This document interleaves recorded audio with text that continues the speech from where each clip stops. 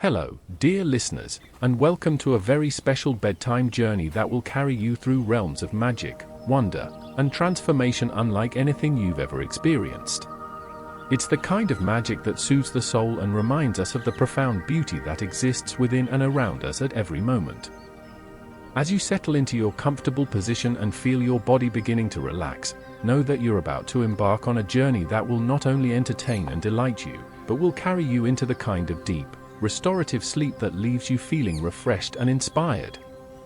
These stories are designed to work with your natural sleep cycles, gently guiding your consciousness from active engagement to peaceful rest, from ordinary awareness to the expanded states where healing and renewal naturally occur. Whether you listen to one story per night or allow the entire series to carry you through an extended period of rest, you'll find that each tale contributes to a growing sense of peace and possibility that extends beyond the stories themselves into your daily life. The wisdom that Harry discovers, the connections he forms, and the love that guides his transformation are all available to us in our own journey of awakening, and these gentle tales are designed to remind you of that beautiful truth. So take a deep, slow breath, allow your eyes to close if they haven't already, and feel yourself beginning to settle into that perfect state of relaxed attention that makes the best stories come alive. In just a few moments, we'll begin Harry's first journey across America, but already you can feel the magic beginning to work, the magic of story, the magic of rest, the magic of consciousness discovering its own limitless potential for growth and transformation. The adventure that awaits you is unlike anything you've experienced before, and yet it will feel surprisingly familiar, like returning to a place you've always known but had somehow forgotten. It's the journey home to your own deepest nature, told through the beautiful metaphor of Harry Potter's evolution from individual wizard to cosmic citizen, from someone who uses magic to someone who embodies the very principle of loving creativity that makes all magic possible. Welcome to this extraordinary journey of awakening. Welcome to the magic that never ends. Welcome to the most restful and transformative sleep you've had in a very long time. Let's begin.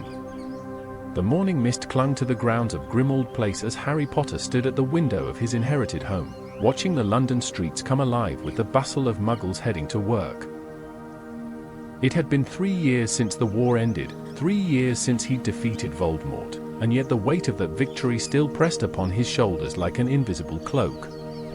The wizarding world expected him to settle into a quiet life, perhaps join the Aurors as everyone suggested, but Harry found himself yearning for something different, something that would help him understand not just who he was, but who he could become. The letter that arrived that Tuesday morning changed everything. Sealed with deep blue wax and bearing the crest of the Magical Congress of the United States of America, it contained an invitation that would alter the course of his life. The MACUSA Department of International Magical Cooperation was launching a cultural exchange program, and they specifically requested Harry Potter as their first British representative. The program would take him across the entire United States, from the magical communities hidden in the heart of New York City to the ancient Native American magical traditions preserved in the deserts of the Southwest. Hermione had been characteristically thorough in her research when Harry showed her the letter over tea at the Burrow. "The American magical community is fascinating, Harry," she said, her eyes bright with the familiar gleam that appeared whenever she encountered new knowledge. "They've developed completely independently from European magical traditions for centuries. Their approach to magic is so different from ours, more integrated with the natural world, less rigid in its applications." Ron, meanwhile, was more concerned with practical matters. "Just promise you'll write," he said with a grin that didn't quite hide his worry. "And try not to get yourself killed by some American dark wizard." The Portkey departure was scheduled for a rainy Thursday morning at the ministry. Harry stood in the International Magical Cooperation office, his single trunk at his feet, feeling a mixture of excitement and apprehension that reminded him of his first day at Hogwarts. The American liaison, a cheerful witch named Sarah Goldwater with silver-streaked hair and knowing eyes, explained that his first stop would be the Woolworth Building in New York City, which housed the American magical government. "You'll find things quite different there," she said with a smile. "Americans have their own way of doing magic, and it might surprise you." The portkey activated with the familiar hook behind the naval sensation, and Harry found himself spinning through space and time, leaving behind the grey London morning for whatever awaited him across the Atlantic Ocean. When the world stopped spinning and his feet touched solid ground again, Harry found himself in a magnificent marble lobby that rivaled anything at the Ministry of Magic. The Woolworth Building's magical floors existed in the same space as the Muggle offices above, but hidden by layers of sophisticated concealment charms that made the British Ministry's visitors' entrance seem almost quaint by comparison. Witches and wizards in distinctly American robes, less formal than British wizarding wear, with subtle differences in cut and color, moved efficiently through the lobby, many carrying what appeared to be magical briefcases that glowed faintly with protective enchantments. His guide introduced herself as Aurora Chen, a representative from the Department of Magical Accidents and Catastrophes who had volunteered to show him around during his first week in America.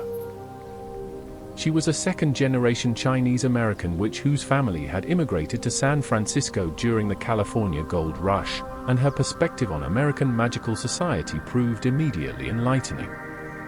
"The thing you need to understand about American magic," she said as they rode the enchanted elevator up through floors that didn't officially exist, "is that we've never had the same kind of separation between magical and non-magical communities that you have in Britain. We've always had to be more creative about coexistence." The next few days passed in a blur of meetings, introductions, and magical demonstrations that challenged everything Harry thought he knew about the wizarding world.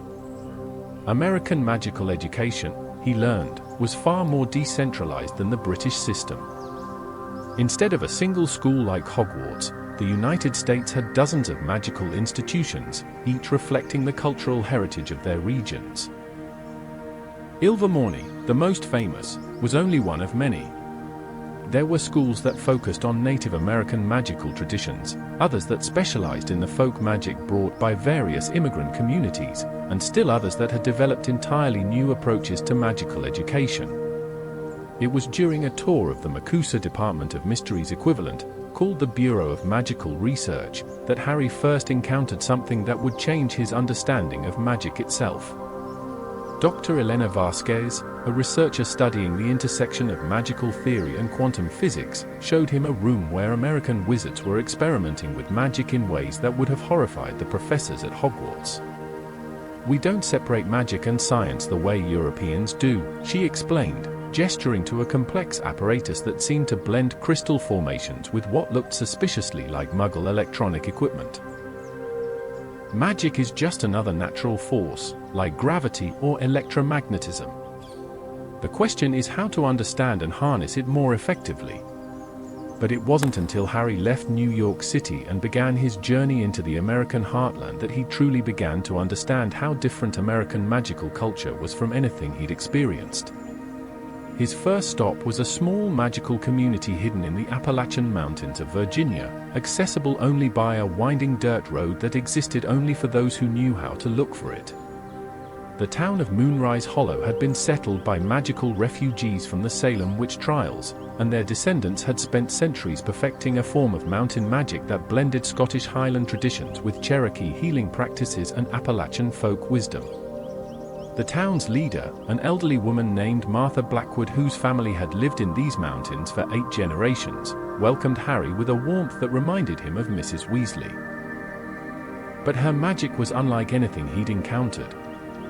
She could call rain from clear skies, encourage crops to grow in impossible soil, and heal injuries with poultices made from plants that shouldn't have existed. "Magic isn't about waving wands and saying fancy words," she told Harry as they sat on her porch overlooking a valley filled with mist and mystery. "It's about understanding your place in the natural world and working with the forces that already exist instead of trying to dominate them." Harry spent 2 weeks in Moonrise Hollow, learning a form of magic that required no wand, no incantations, but instead demanded a deep understanding of natural cycles, weather patterns, and the subtle energies that flowed through the earth itself. He learned to feel the approaching storms before they appeared on the horizon, to encourage plants to grow by understanding their needs rather than forcing them with magic, and to heal minor injuries by drawing on the life force of the forest around him. It was exhausting work that left him feeling more connected to magic than he'd ever been, even during his years at Hogwarts. From Virginia, his journey took him west to Illinois, where he spent time with a community of magical farmers whose ancestors had come from Ireland during the potato famine. They had developed a form of agricultural magic that could make the vast prairies bloom with crops that fed both magical and non-magical America.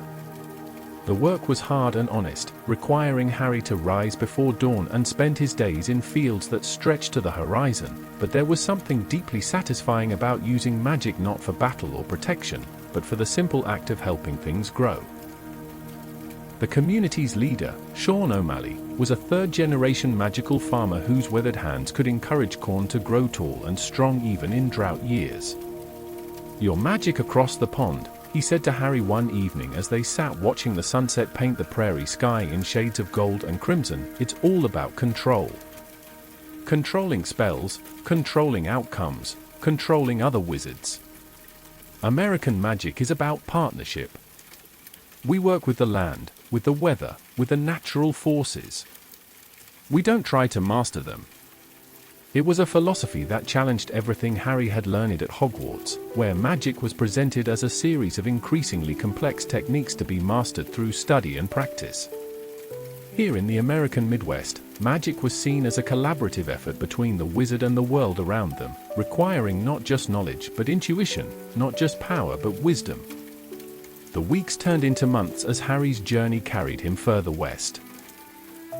In Colorado, he spent time with a group of magical researchers who had established themselves in a hidden valley high in the Rocky Mountains, studying how altitude and atmospheric pressure affected magical energy. Their work had led to breakthrough discoveries about the relationship between magical power and environmental factors, findings that were revolutionizing spellcasting techniques throughout the American magical community. Dr. Michael Stormcrow, a wizard of Lakota heritage who led the research team, showed Harry how the thin mountain air actually enhanced certain types of magic while making others more difficult. "Your European magic assumes a constant environmental baseline," he explained as they stood on a peak that offered views of 3 different states. "But magic is environmental. It changes with location, weather, season, time of day. American wizards have always known this because our land is so diverse. You can't use the same techniques in the swamps of Louisiana that you use in the deserts of Nevada." Harry found himself learning not just new spells and techniques, but charms. Defense against the dark arts began to seem artificial when confronted with magical practices that drew on multiple disciplines simultaneously and adapted constantly to changing conditions. From Colorado, his path led him to the deserts of Arizona, where he encountered magical traditions that predated European arrival in the Americas by thousands of years. The Hopi magical community of Second Mesa existed in a complex relationship with their non-magical neighbors, their magic so thoroughly integrated with their cultural traditions that it was impossible to separate the two. Elder Joseph Nael, a man whose age seemed to exist outside of normal time, taught Harry about magic that was passed down not through books but through stories, ceremonies, and direct experience of the sacred landscape. "Your people think magic is something you do," the elder said as they sat in a kiva deep beneath the desert floor, surrounded by petroglyphs that seemed to pulse with their own inner light. "Our people know that magic is something you are. It's not a tool you pick up when you need it. It's the way you exist in the world, the way you relate to all the other beings that share this earth with you." The lessons Harry learned in the desert challenged his understanding of magic at its most fundamental level. Here, magic wasn't about individual power or achievement, but about maintaining the balance that kept the world functioning properly. Healing wasn't just about fixing what was broken, but about understanding why the injury or illness had occurred and addressing the underlying imbalance. Weather magic wasn't about controlling storms, but about communicating with the forces that created weather and finding ways to work cooperatively with them. Harry spent a month in the desert, learning to read the subtle signs that indicated the health of the magical ecosystem, practicing techniques that required him to empty his mind of European assumptions about how magic should work, and gradually developing what Elder Nael called desert eyes, the ability to see the magical currents that flowed beneath the apparent emptiness of the arid landscape. When he finally left Arizona, traveling north to Utah and then west toward California, Harry felt like a different person than the young man who had departed London months earlier. The American magical traditions he'd encountered had shown him possibilities he'd never imagined, approaches to magic that were more holistic, more sustainable, and often more powerful than anything he'd learned at Hogwarts. In California, he encountered yet another variation on American magical culture. The magical communities of the San Francisco Bay Area had developed a unique synthesis of traditions brought by immigrants from around the world. Chinese magical herbalism mixed with Mexican curanderism, Irish folk magic blended with Italian stregoneria, and Jewish mystical traditions combined with Native American shamanism to create something entirely new and distinctly Californian. Dr. Maria Santos, a professor at the California Institute of Magical Arts in Berkeley, explained the phenomenon as they walked through the school's botanical gardens, where plants from every magical tradition on Earth grew side by side in carefully maintained harmony. California has always been a place where people come to reinvent themselves, she said, pausing beside a grove of trees whose leaves shimmered with different colors depending on the angle of view. Our magical community reflects that. We don't just preserve old traditions. We create new ones by combining the best elements of everything our people brought with them. The institute itself was unlike any magical school Harry had ever seen. Instead of the ancient castle architecture of Hogwarts, the campus consisted of buildings that seemed to grow from the landscape itself, their walls covered in living plants that served both decorative and protective functions. Students from dozens of different magical traditions studied together, learning not just their own ancestral magic but also techniques from other cultures, creating a generation of American wizards whose magical education was broader and more diverse than anything available in Europe. Harry spent several weeks at the institute, sitting in on classes that covered everything from traditional wand magic to crystal healing to technomancy. A uniquely American magical discipline that involved enchanting Muggle technology to create hybrid devices that bridged the gap between magical and non-magical capabilities. The students he met were confident, innovative, and unafraid to experiment with magical techniques that would have been considered dangerous or inappropriate at Hogwarts.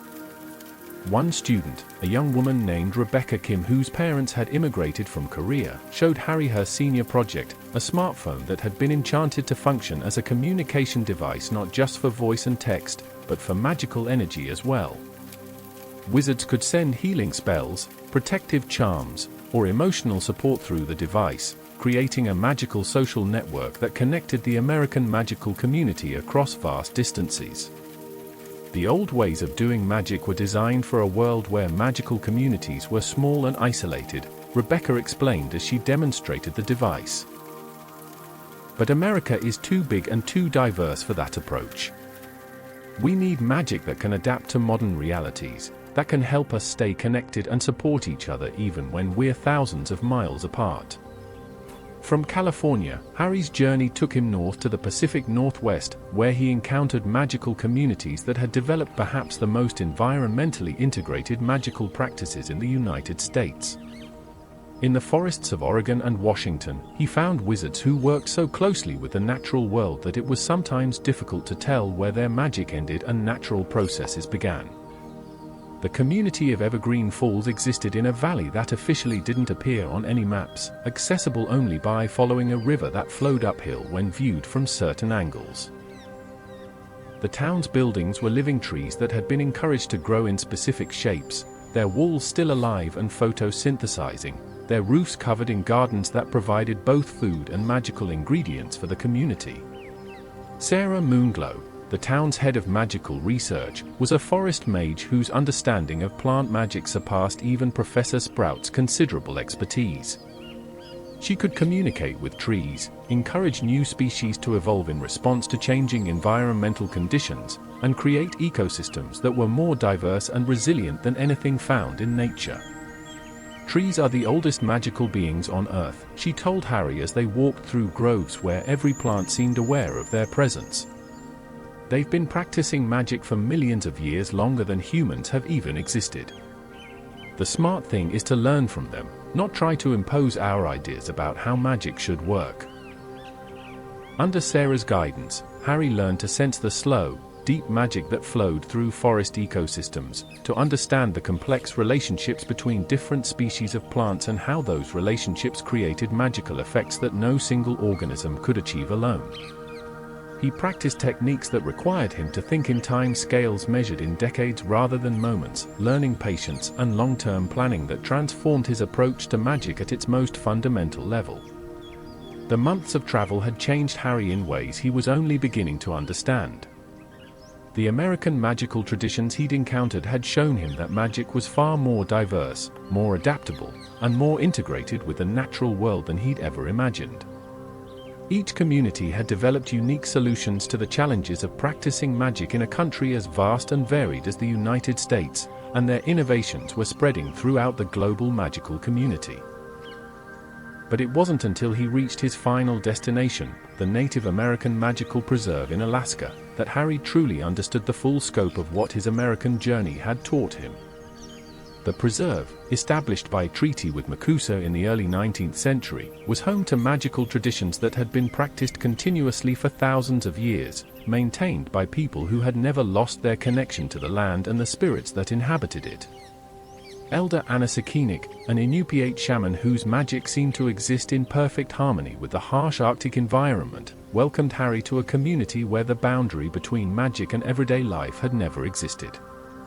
Here, magic wasn't something you studied or practiced, it was simply part of being alive, as natural and necessary as breathing or eating. Your people separated magic from the rest of life, she told Harry as they stood on the shore of the Arctic Ocean, watching the aurora borealis paint the sky in impossible colors. They made it into something special, something that required training and tools and special knowledge. But magic isn't separate from life. Magic is life. It's the force that connects all beings to each other and to the world around them. In Alaska, Harry learned the deepest lessons of his American journey. He practiced forms of magic that required no wands, no incantations, no complex theories, just a deep understanding of his place in the web of relationships that connected all living things. He learned to work with the spirits of the land, the sea, and the sky, developing a relationship with magic that was more personal and more profound than anything he'd experienced at Hogwarts. The weeks he spent in Alaska felt like months, and the months felt like years. Time itself seemed to flow differently in the Arctic, following rhythms determined by the long cycles of light and darkness rather than the artificial schedules imposed by human civilization. Harry found himself changing in ways that went beyond the accumulation of new magical knowledge or techniques. He was becoming someone different, not just a more skilled wizard, but a more complete human being. When the time finally came to leave Alaska and return to New York for his departure back to Britain, Harry felt a sense of loss that surprised him with its intensity. The American magical communities had become more than just an educational experience, they had become home in a way that nowhere had been since he'd left Hogwarts. The relationships he'd formed, the perspectives he'd gained, and the magical techniques he'd learned had transformed him into someone who no longer fit comfortably into the narrow categories of British wizarding society. His final week in New York was spent in reflection and preparation for what he knew would be a difficult transition. Aurora Chen, who had become not just a guide but a close friend during his months in America, helped him organize his thoughts and experiences into something resembling a coherent narrative. "You're going to have a hard time explaining this to people back home," she warned. "American magic doesn't translate easily into European concepts. You'll need patience." The farewell party organized by MACUSA was attended by representatives from every magical community Harry had visited during his year-long journey. Sarah Goldwater presented him with a special recognition that acknowledged his role as the first successful participant in the cultural exchange program. But the real gifts were the personal tokens offered by the friends he'd made. A piece of Virginia mountain stone that would always find true north, seeds from the California magical gardens that would grow anywhere in the world, a small pouch of Alaskan seal oil that could heal any wound, and dozens of other items that represented not just magical utility but emotional connections to the people and places that had changed his life. The portkey back to London activated on a grey Tuesday morning that seemed impossibly mundane after the magical intensity of his American experiences. Harry found himself once again in the familiar Ministry of Magic lobby, surrounded by the formal robes and rigid procedures of British Wizarding Society, feeling like a stranger in what had once been home. The debriefing sessions with the Department of International Magical Cooperation were exercises in frustration. The officials who interviewed Harry seemed unable to grasp the significance of what he'd learned, focusing instead on technical details about American spell-casting techniques and administrative procedures. When he tried to explain the holistic approaches to magic he'd encountered, the philosophical differences between American and British magical education, and the potential for revolutionary changes in how the wizarding world understood magic itself, he was met with polite but skeptical interest that clearly suggested his experiences were being dismissed as the enthusiastic observations of someone too young and inexperienced to understand the complexities of magical theory. Even his friends struggled to understand what his American journey had meant. Ron and Hermione listened patiently to his stories, but Harry could see that they were having difficulty relating to experiences so far outside their own frame of reference. Hermione was fascinated by the theoretical implications of environmental magic and cross-cultural spell adaptation, but she approached Harry's experiences as academic curiosities rather than life-changing revelations. Ron was more interested in the practical aspects, the new spells Harry had learned, the magical creatures he'd encountered, the differences in American Quidditch, but he seemed to view the trip as an extended vacation rather than a transformative experience. The wizarding world that Harry returned to seemed smaller, more rigid, and more limited than the one he'd left. The American magical communities had shown him possibilities that the British magical world couldn't even imagine, approaches to magic and magical education that were more inclusive, more innovative, and more environmentally sustainable than anything available in Europe. But explaining these concepts to people who had no frame of reference for understanding them proved almost impossible. Harry found himself caught between two worlds, the British magical community that had shaped his early understanding of magic, and the American magical traditions that had shown him what magic could become.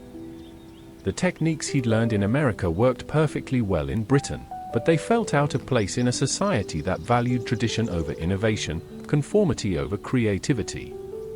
The holistic approach to magic that had become second nature to him during his year abroad clashed with the compartmentalized, subject-specific approach that dominated British magical education. It was during this period of difficult readjustment that Harry made a decision that would define the rest of his life. Rather than trying to fit back into British Wizarding Society or abandoning his American experiences, he would create something new, a bridge between the two worlds that would allow the best of both magical traditions to flourish together. The Transatlantic Institute for Magical Innovation started as a small research project funded by Harry's personal resources and supported by contacts he'd made during his American journey. Working with Aurora Chen, who had taken a leave of absence from MACUSA to help establish the program, Harry created an exchange institution that would bring American magical techniques to Britain while introducing British wizards to the diverse approaches to magic practiced in the United States. The institute's first location was a small building in Diagon Alley that had been abandoned since the war, its interior expanded with space-stretching charms that created environments suitable for practicing different types of magic. One room simulated the high-altitude conditions of the Colorado Mountains, complete with thin air and intense sunlight that enhanced certain types of spell casting. Another replicated the humid, energy-rich atmosphere of the Louisiana bayous, where traditional healing magic could be practiced in optimal conditions. A third room maintained the precise temperature and humidity levels of the Pacific Northwest forests, allowing for the cultivation of magical plants that had never grown successfully in Britain.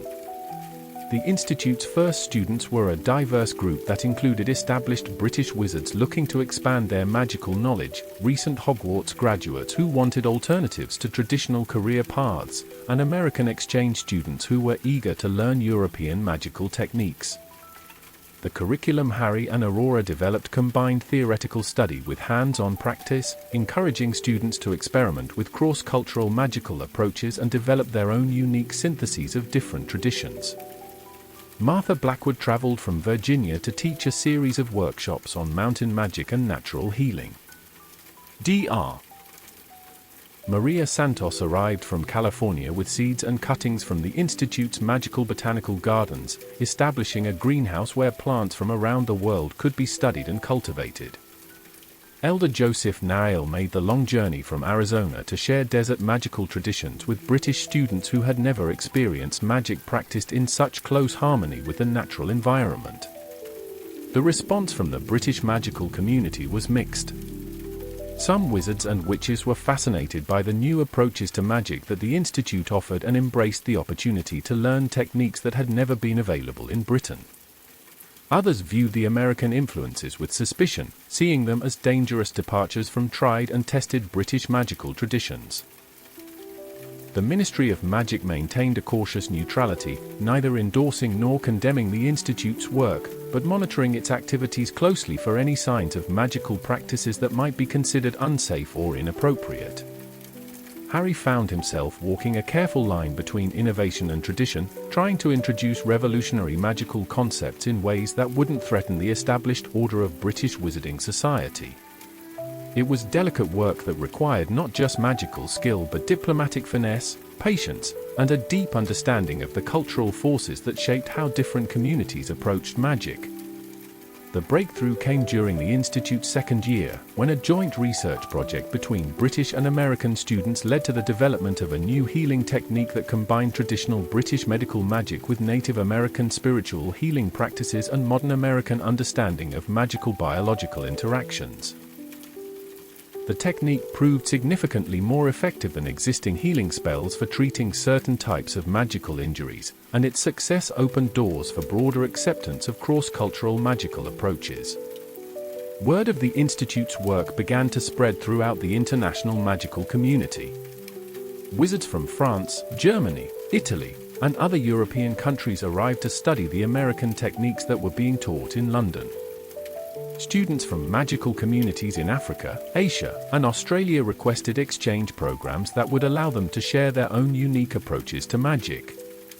The Institute evolved from a simple bridge between British and American magical traditions into a truly international centre for magical innovation and cross-cultural exchange. As the years passed, Harry watched his dream of creating connections be iconic than he had ever imagined. The graduates of the Institute carried their expanded understanding of magic back to their own communities, seeding innovations and cross-cultural collaborations that were slowly transforming the global magical world. The techniques Harry had learned during his American journey became foundational elements of magical education at the Institute. Students learned to sense environmental magical conditions, to work cooperatively with natural forces rather than trying to dominate them, and to understand magic as an integrated aspect of life rather than a separate discipline to be studied in isolation. They practiced healing methods that addressed not just physical symptoms but underlying spiritual and emotional imbalances, studied agricultural magic that could feed growing populations without depleting magical or natural resources, and developed communication technologies that could connect magical communities across vast distances. But perhaps the most important lesson that Harry passed on to his students was the understanding that magic was not a fixed body of knowledge to be preserved unchanged, but a living, evolving force that grew richer and more powerful through contact with different traditions and perspectives. The American magical communities had shown him that innovation and tradition could coexist, that respect for the past could be combined with openness to new possibilities, and that the future of magic lay not in the dominance of any single approach but in the creative synthesis of diverse magical wisdom. Years later, as Harry stood in the Institute's expanded grounds, now a sprawling complex that occupied several magically enlarged buildings in Diagon Alley and maintained satellite locations in New York, San Francisco, and other major magical cities, he reflected on the journey that had brought him to this point. The young man who had left London seeking something he couldn't name had found not just new knowledge and techniques, but a deeper understanding of what magic could be and what role he wanted to play in its evolution. The American magical traditions had taught him that magic was not about individual power or achievement, but about connection to the natural world, to other beings, to the deeper forces that shaped reality itself. That understanding had transformed not just his magical practice but his approach to life, leading him to create institutions and relationships that fostered those same connections for others. As the evening settled over London and the Institute students gathered in the main hall for their daily meditation practice, a technique borrowed from the Hopi magical traditions of Arizona but adapted for the urban environment of Diagon Alley, Harry felt a deep sense of satisfaction that had nothing to do with personal accomplishment and everything to do with the knowledge that he had found his true calling. The scared, confused boy who had learned he was a wizard on his 11th birthday had grown into a man who understood that magic was not a gift to be hoarded or a power to be wielded, but a responsibility to be shared. His journey across America had shown him that the wizarding world was far larger, more diverse, and more wonderful than he had ever imagined, and that his role was not to be its savior or its leader, but to be one of many bridges connecting different communities and traditions in service of magic's continued evolution. The stars that shone over London that night were the same stars that had watched over him in the mountains of Virginia, the deserts of Arizona, the forests of the Pacific Northwest, and the Arctic shores of Alaska. Under their light, Harry Potter, no longer the boy who lived but simply a wizard who had learned to live fully, continued the work of building connections that would strengthen magic for generations to come. And in that quiet moment, surrounded by students whose own magical journeys were just beginning, Harry understood that his American adventure had never really ended. It had simply transformed into something larger and more lasting, a lifetime dedicated to the proposition that magic, like love, grew stronger when it was shared across all the boundaries that might otherwise divide the wizarding world. The gentle sound of evening meditation filled the hall, voices from many traditions blending in harmonious practice that would have been impossible before Harry's transformative year in America. In that sound, he heard the future of magic itself, diverse, inclusive, innovative, and infinitely more powerful than any single tradition could ever be alone. And as sleep began to claim both students and teacher alike, the magic continued its ancient work of connecting all beings to each other and to the mysterious forces that shaped their shared world, carrying them gently into dreams where all boundaries dissolved and all possibilities remained forever open. The autumn rain drummed gently against the windows of the Transatlantic Institute as Harry Potter reviewed the letter that had arrived that morning from the International Confederation of Wizards. 5 years had passed since he'd founded the Institute, 5 years of watching students from around the world discover the profound connections between different magical traditions, and now the magical world was ready for something even more ambitious than cross-cultural exchange. The letter bore the seals of magical governments from 6 continents, each requesting Harry's participation in what they were calling the Global Magical Heritage Project. An unprecedented effort to document, preserve, and share the magical wisdom of indigenous communities worldwide before it was lost forever to the rapid changes sweeping through the modern world. Hermione had been the first to recognize the significance of the invitation when Harry showed it to her over tea in the Institute's peaceful garden courtyard. "This isn't just about magical techniques, Harry," she said, her voice filled with the excitement that always accompanied her encounters with truly important knowledge.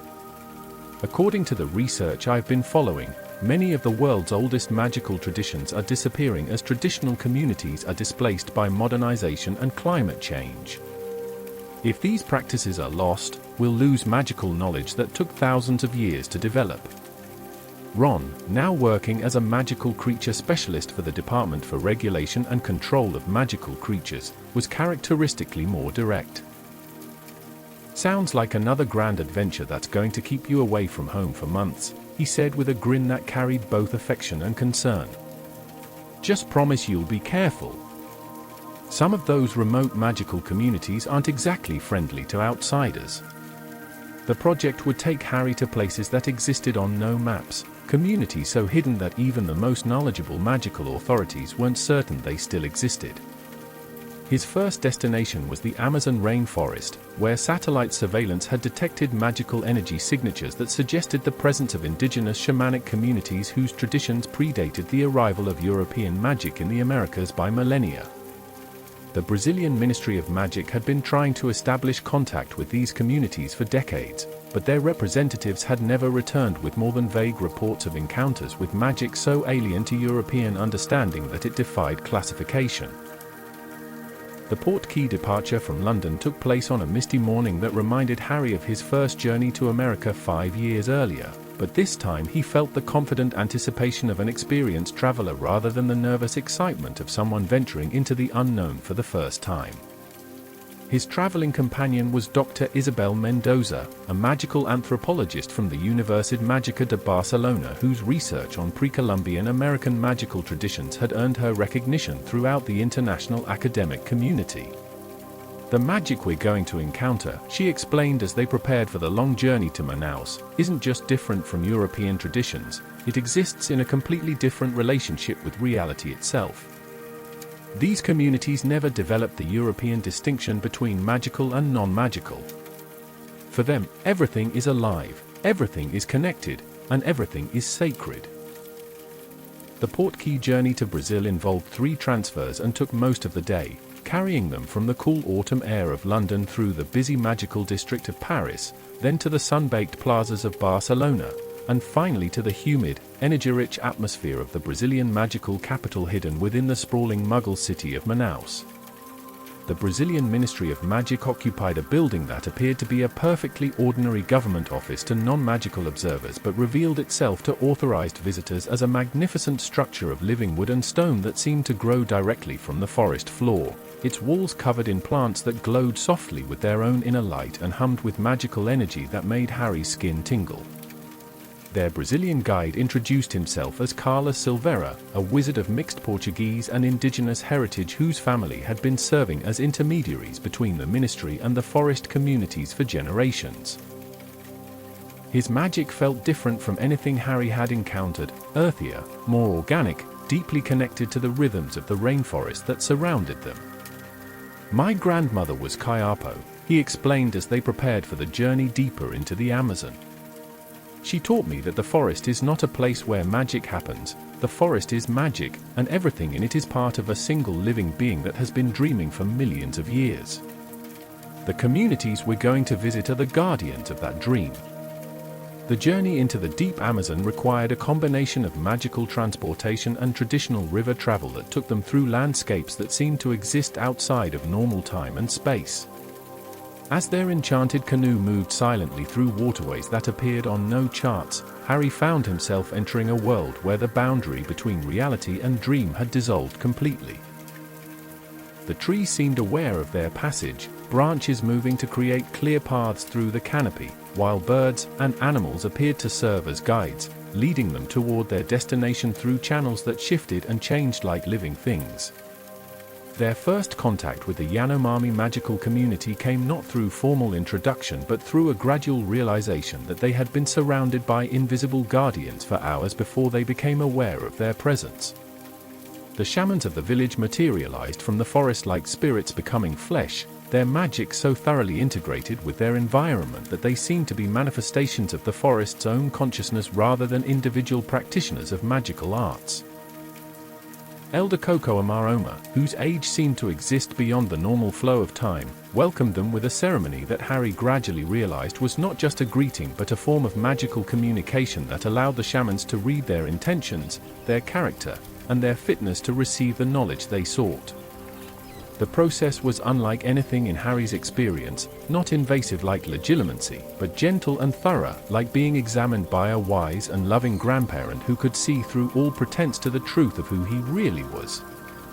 The village itself challenged every assumption Harry had developed about magical communities during his travels. There were no permanent buildings in the European sense, but rather living structures that grew and changed according to the needs of their inhabitants. The shamans worked magic that required no tools, no incantations, no formal training in the academic sense, but instead demanded a complete understanding of their place in the web of relationships that connected all living things in the rainforest. Under Elder Koko Amaroma's guidance, Harry learned magical techniques that existed in such profound harmony with the natural world that they were indistinguishable from natural processes. Healing involved not just treating symptoms but understanding the spiritual and ecological factors that had created the imbalance, then working with plant spirits, animal guides, and the consciousness of the forest itself to restore harmony. Whether magic meant communicating with the spirits that controlled rainfall and wind patterns, negotiating arrangements that served the needs of both human communities and the broader ecosystem. The most challenging aspect of Yanomami magic, Harry discovered, was learning to think in terms of collective consciousness rather than individual power. European magic, even the more holistic American traditions he'd studied, still assumed that magic was something practiced by individuals who then chose to work together. Yanomami magic operated from the premise that individual consciousness was an illusion, that all beings were aspects of a single, vast awareness that expressed itself through the apparent diversity of the forest. Practicing their techniques required Harry to dissolve his sense of separate self and merge with the collective consciousness of the community, the forest, and ultimately the entire planet. The weeks he spent in the Amazon transformed Harry's understanding of magic more profoundly than any of his previous experiences. He learned to work with plant spirits that could heal not just physical ailments but psychological traumas that had their roots in disconnection from the natural world. He practiced dream magic that allowed shamans to travel through non-physical realms where the laws of space and time operated according to different principles, gathering information and healing energy that could then be brought back to the waking world. He participated in ceremonies that connected him directly to what the Yanomami called the Great Dreaming, the vast, collective unconscious of the planet itself, where all knowledge existed in potential form waiting to be discovered by those who knew how to access it. But perhaps the most important lesson Harry learned in the Amazon was that magic was not something humans did, but something they participated in.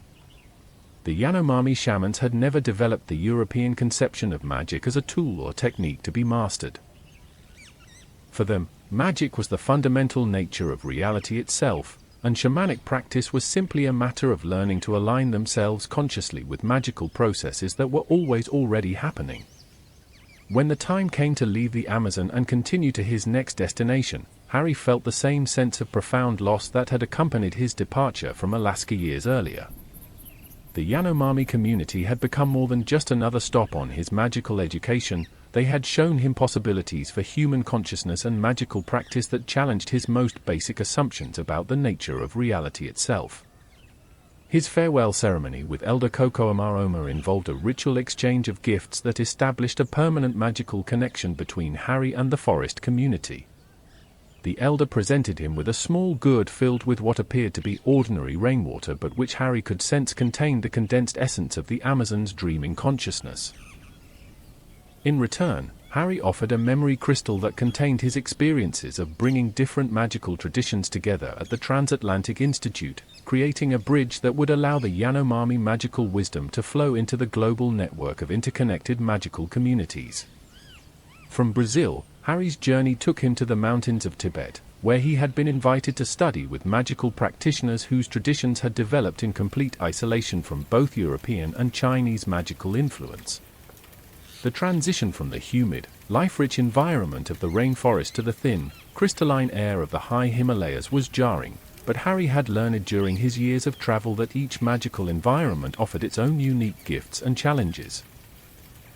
The Tibetan magical community existed in a monastery that appeared to be built into the living rock of the mountain itself, its walls carved with mantras and symbols that served not just as decoration but as a complex magical system for focusing and amplifying the spiritual energy of the practitioners. The monks who lived there had spent centuries developing techniques for working with the subtle energies that flowed through what they called the Earth's energy body, a network of channels that carried life force throughout the planet in much the same way that blood vessels carried life force through the human body. Lama Tenzin, the monastery's head of magical instruction, explained that Tibetan magic was based on the understanding that individual consciousness was both an expression of universal consciousness and a unique focal point for universal energy. Your Western magic tries to impose the will of the individual upon the world, he said as they sat in meditation in a hall where the walls seemed to pulse gently with accumulated spiritual energy. Our magic works to align individual will with universal will, creating harmony rather than dominance, cooperation rather than control. The meditation practices that formed the foundation of Tibetan magical training were unlike anything Harry had encountered in his previous studies. Where European magic emphasized concentration and focused attention, Tibetan practices aimed for a state of open, spacious awareness that could encompass multiple levels of reality simultaneously. Harry spent hours learning to maintain what the monks called sky-like mind, a consciousness that was vast and clear like the mountain sky, capable of holding any experience without being disturbed or limited by it. The magical techniques that emerged from this foundation were subtle but incredibly powerful. Tibetan monks could influence weather patterns across entire mountain ranges through meditation practices that required no external action, could heal serious illnesses by working directly with the energy patterns that underlay physical symptoms, and could communicate across vast distances through what they called mind transmission, a form of telepathy that didn't depend on magical tools or formal spells but operated through the direct connection between conscious minds. Harry's most profound experience in Tibet came during a week-long solo retreat in a cave high on the mountainside, where he practiced advanced techniques for what Lama Tenzin called consciousness expansion. Alone with only basic supplies and the vast silence of the mountains, Harry learned to extend his awareness beyond the boundaries of his physical body, first encompassing the entire mountain, then the surrounding range, and finally achieving moments of consciousness so expanded that it seemed to include the entire planet. In those moments of cosmic consciousness, Harry experienced magic not as something he practiced but as something he was. He felt himself as a focal point in a vast web of connections that linked all beings, all places, all times into a single, unified whole. The healing techniques he'd learned from Native American shamans, the environmental magic of the Pacific Northwest communities, the dream practices of the Yanomami, all revealed themselves as different expressions of the same fundamental truth about the interconnected nature of existence. The return to ordinary consciousness after these experiences that lasted for days. Harry found that the magical techniques he'd learned in other traditions worked more smoothly and powerfully when approached from the spacious awareness he was developing through Tibetan practice. His healing magic became more intuitive and effective, his environmental sensing abilities expanded to encompass much larger areas, and his communication with other magical practitioners deepened into something approaching direct mind-to-mind contact. When he finally descended from the mountains after 2 months of intensive training, Harry carried with him not just new magical techniques but a fundamentally transformed understanding of what it meant to be a conscious being in a conscious universe. The Tibetan teachings had shown him that the goal of magical development was not to accumulate power or knowledge, but to awaken to the true nature of reality and his place within it. His next destination carried him to the opposite extreme of human habitation. The magical communities of the Arctic, where Inuit shamans had developed techniques for working with the consciousness of ice, snow, and the aurora borealis itself.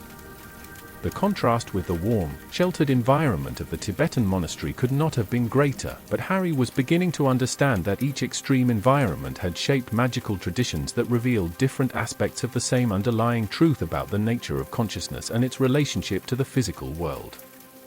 The Inuit community he visited existed in a region of northern Canada so remote that it was accessible only by specialized Arctic portkey, and the shamans who lived there had maintained their traditional practices despite centuries of pressure from both magical and non-magical governments to assimilate into mainstream society.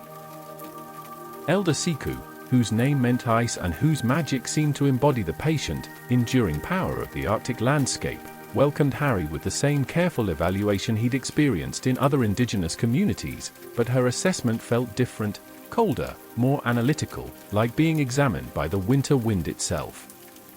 The magic practiced by the Arctic shamans was shaped by an environment where survival depended on the ability to read subtle signs in weather, ice conditions, and animal behavior that might be invisible to less experienced observers. Their techniques were practical and immediate, focused on maintaining the delicate balance between human needs and environmental limits that meant the difference between life and death in one of the world's most challenging landscapes. Harry learned to work with ice magic that could predict weather patterns weeks in advance, create shelters and tools from frozen water that were more durable than manufactured materials, and establish communication with the polar bears, seals, and other Arctic animals whose behavior patterns provided crucial information for human survival. The shamans could call the aurora borealis into visibility even on cloudy nights, using the dancing lights as a form of communication system that connected Arctic communities across thousands of miles of empty landscape. But the most remarkable aspect of Inuit magic was its integration with what Elder Siku called ice consciousness, the vast, slow awareness that existed within glacier, sea ice, and the frozen ground itself. This consciousness operated on geological time scales, holding memories of climate patterns, animal migrations, and human activities that stretched back thousands of years. Learning to communicate with ice consciousness required Harry to expand his sense of time in the opposite direction from his Tibetan training. Instead of encompassing vast spaces in the present moment, he learned to encompass vast periods of time in a single location. The weeks Harry spent in the Arctic taught him patience and endurance that complemented the spacious awareness he'd developed in Tibet. Ice magic required the ability to work with forces that changed very slowly but with tremendous power once they began moving. Harry learned to think in terms of seasonal cycles, annual patterns, and decade-long trends rather than the immediate results that European magic typically sought. He practiced techniques that might take years to show their full effects but which, once established, could influence environmental conditions across entire regions. The combination of Tibetan spaciousness and Arctic patience began to create changes in Harry's magical practice that went far beyond the accumulation of new techniques. His approach to problem-solving became more comprehensive and long-term. His understanding of magical ecology expanded to include factors that operated on multiple time scales simultaneously, and his ability to work with other magical practitioners deepened into something approaching true collaboration rather than mere cooperation. From the Arctic, Harry's journey took him to Australia, where he encountered Aboriginal magical traditions that claimed to be the oldest continuous magical practices on Earth. The Aboriginal communities he visited in the remote outback had maintained their connection to what they called the dream time, a level of reality where all times and places existed simultaneously, where the landscape itself was alive with the stories and songs of the ancestral beings who had shaped the world through their magical actions. Elder Jalu Guru Y, a younger man whose authority as a magical teacher was recognized throughout the Aboriginal community, explained that European magic had made a fundamental error in assuming that the physical world and the spiritual world were separate realms connected by magical techniques. "Country is not something you live on," he said as they sat beside a waterhole that seemed to pulse with ancient power. "Country is something you live in, something you are part of, something that lives in you. Magic is not something you do to country. Magic is how country speaks through you." The Aboriginal approach to magic required Harry to completely reimagine his relationship with landscape and environment. Where European traditions treated the natural world as a resource to be utilized through magical techniques, Aboriginal magic was based on the understanding that humans were simply one element in a vast network of relationships that included rocks, plants, animals, weather patterns, and the spirit beings who continued to shape the world through their ongoing dreaming. Learning to practice Aboriginal magic meant learning to think like the landscape itself, to understand the stories encoded in rock formations, water sources, and animal tracks that revealed the continuing presence of the dreamtime in everyday reality. Harry practiced techniques for walking country, a form of magical travel that involved moving not just through physical space but through the layers of story and meaning that gave each location its unique character and power. The most challenging aspect of Aboriginal magical training was learning what the elders called proper relationship. The understanding that every action in the physical world had consequences in the dreamtime, and that every magical practice had to be performed in accordance with the complex web of responsibilities and obligations that connected human beings to the land and to each other. Magic was not just about achieving desired effects, but about maintaining the balance and harmony that kept the world functioning according to its proper patterns.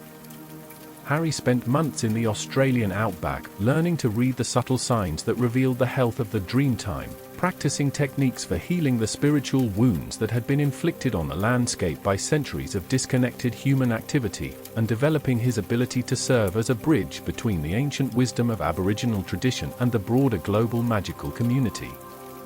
The experience was transformative in ways that went beyond the acquisition of new magical knowledge. It taught him to think in terms of responsibility rather than power, relationship rather than technique, harmony rather than achievement. By the time Harry completed his circuit of Indigenous magical communities and returned to London, he had been traveling for almost 2 years and had accumulated experiences that challenged every assumption he'd ever held about the nature of magic, consciousness, and human potential. The young man who had left Britain seeking to document and preserve ancient magical traditions returned as someone who understood that these traditions were not museum pieces to be preserved but living wisdom that was essential for the future evolution of magical practice. The report he submitted to the International Confederation of Wizards ran to over 1,000 pages and included not just descriptions of the magical techniques he'd encountered, but comprehensive recommendations for changes in magical education, environmental policy, and international cooperation that would be necessary if the global magical community was going to benefit from the wisdom he'd encountered. The response from magical governments around the world was immediate and enthusiastic. Here was exactly the kind of innovative thinking they needed to address the challenges facing the magical world in an era of rapid global change. But Harry's most important work began not in the halls of magical government but in the expanded facilities of the Transatlantic Institute, where he began developing curricula that would allow students from around the world to experience the transformative effects of integrated magical education. Working with teachers and practitioners from every tradition he'd studied, Harry created programs that combined the environmental awareness of Native American traditions, the holistic healing approaches of South American shamanism, the consciousness expansion techniques of Tibetan Buddhism, the patience and endurance training of Arctic shamanism, and the landscape consciousness practices of Aboriginal tradition. The students who participated in these programs underwent transformations that paralleled Harry's own journey from isolated individual practitioner to integrated member of the global magical ecosystem. They learned to think in terms of relationships rather than techniques, responsibility rather than power, harmony rather than dominance. They developed magical abilities that were more sustainable, more ethical, and more effective than anything available through traditional European magical education. As word of the Institute's expanded programs spread throughout the international magical community, applications arrived from students, teachers, and researchers representing every major magical tradition on Earth. The Institute evolved from a bridge between British and American magical practices into a true center for global magical integration, where representatives from traditions that had never encountered each other could learn to work together for the benefit of the entire magical world. Harry found himself at the center of a transformation that was reshaping magical practice on a planetary scale. The techniques and perspectives he'd gathered during his global journey were spreading through networks of students and teachers who carried them back to their own communities, creating a new generation of magical practitioners whose understanding transcended the limitations of any single tradition. The process was not without challenges. Some established magical authorities viewed the integration of indigenous practices with European techniques as dangerous or inappropriate. Others worried that the rapid changes in magical education would undermine the stability and continuity that had allowed magical communities to survive for centuries. Harry had to navigate these concerns carefully, demonstrating through practical results that the integration of different magical traditions created more powerful and sustainable practices rather than weakening or diluting them. The breakthrough came during the Institute's 5th year of expanded operations, when a group of students working on an international healing project succeeded in reversing the magical damage that had been accumulating in magical ecosystems around the world for centuries. Using techniques that combined Aboriginal landscape consciousness, Yanomami plant spirit communication, Tibetan energy work, and Arctic patience practices, they were able to heal magical environments that traditional European magic had been unable to repair. The success of the Healing Project established the Institute's reputation as more than just an educational facility. It became recognized as a center for magical research and environmental restoration that was essential for the health of the global magical ecosystem.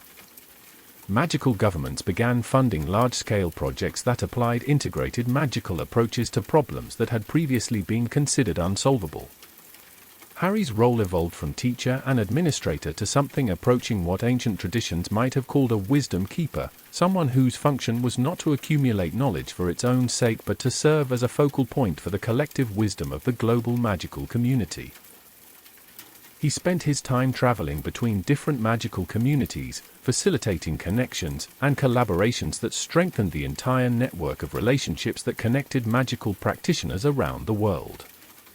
The years of constant travel and intensive magical practice had changed Harry in ways that went far beyond the development of new skills or abilities. The scared, isolated boy who had learned he was a wizard on his 11th birthday had evolved into a mature magical practitioner whose consciousness could encompass the needs and perspectives of the entire global magical community.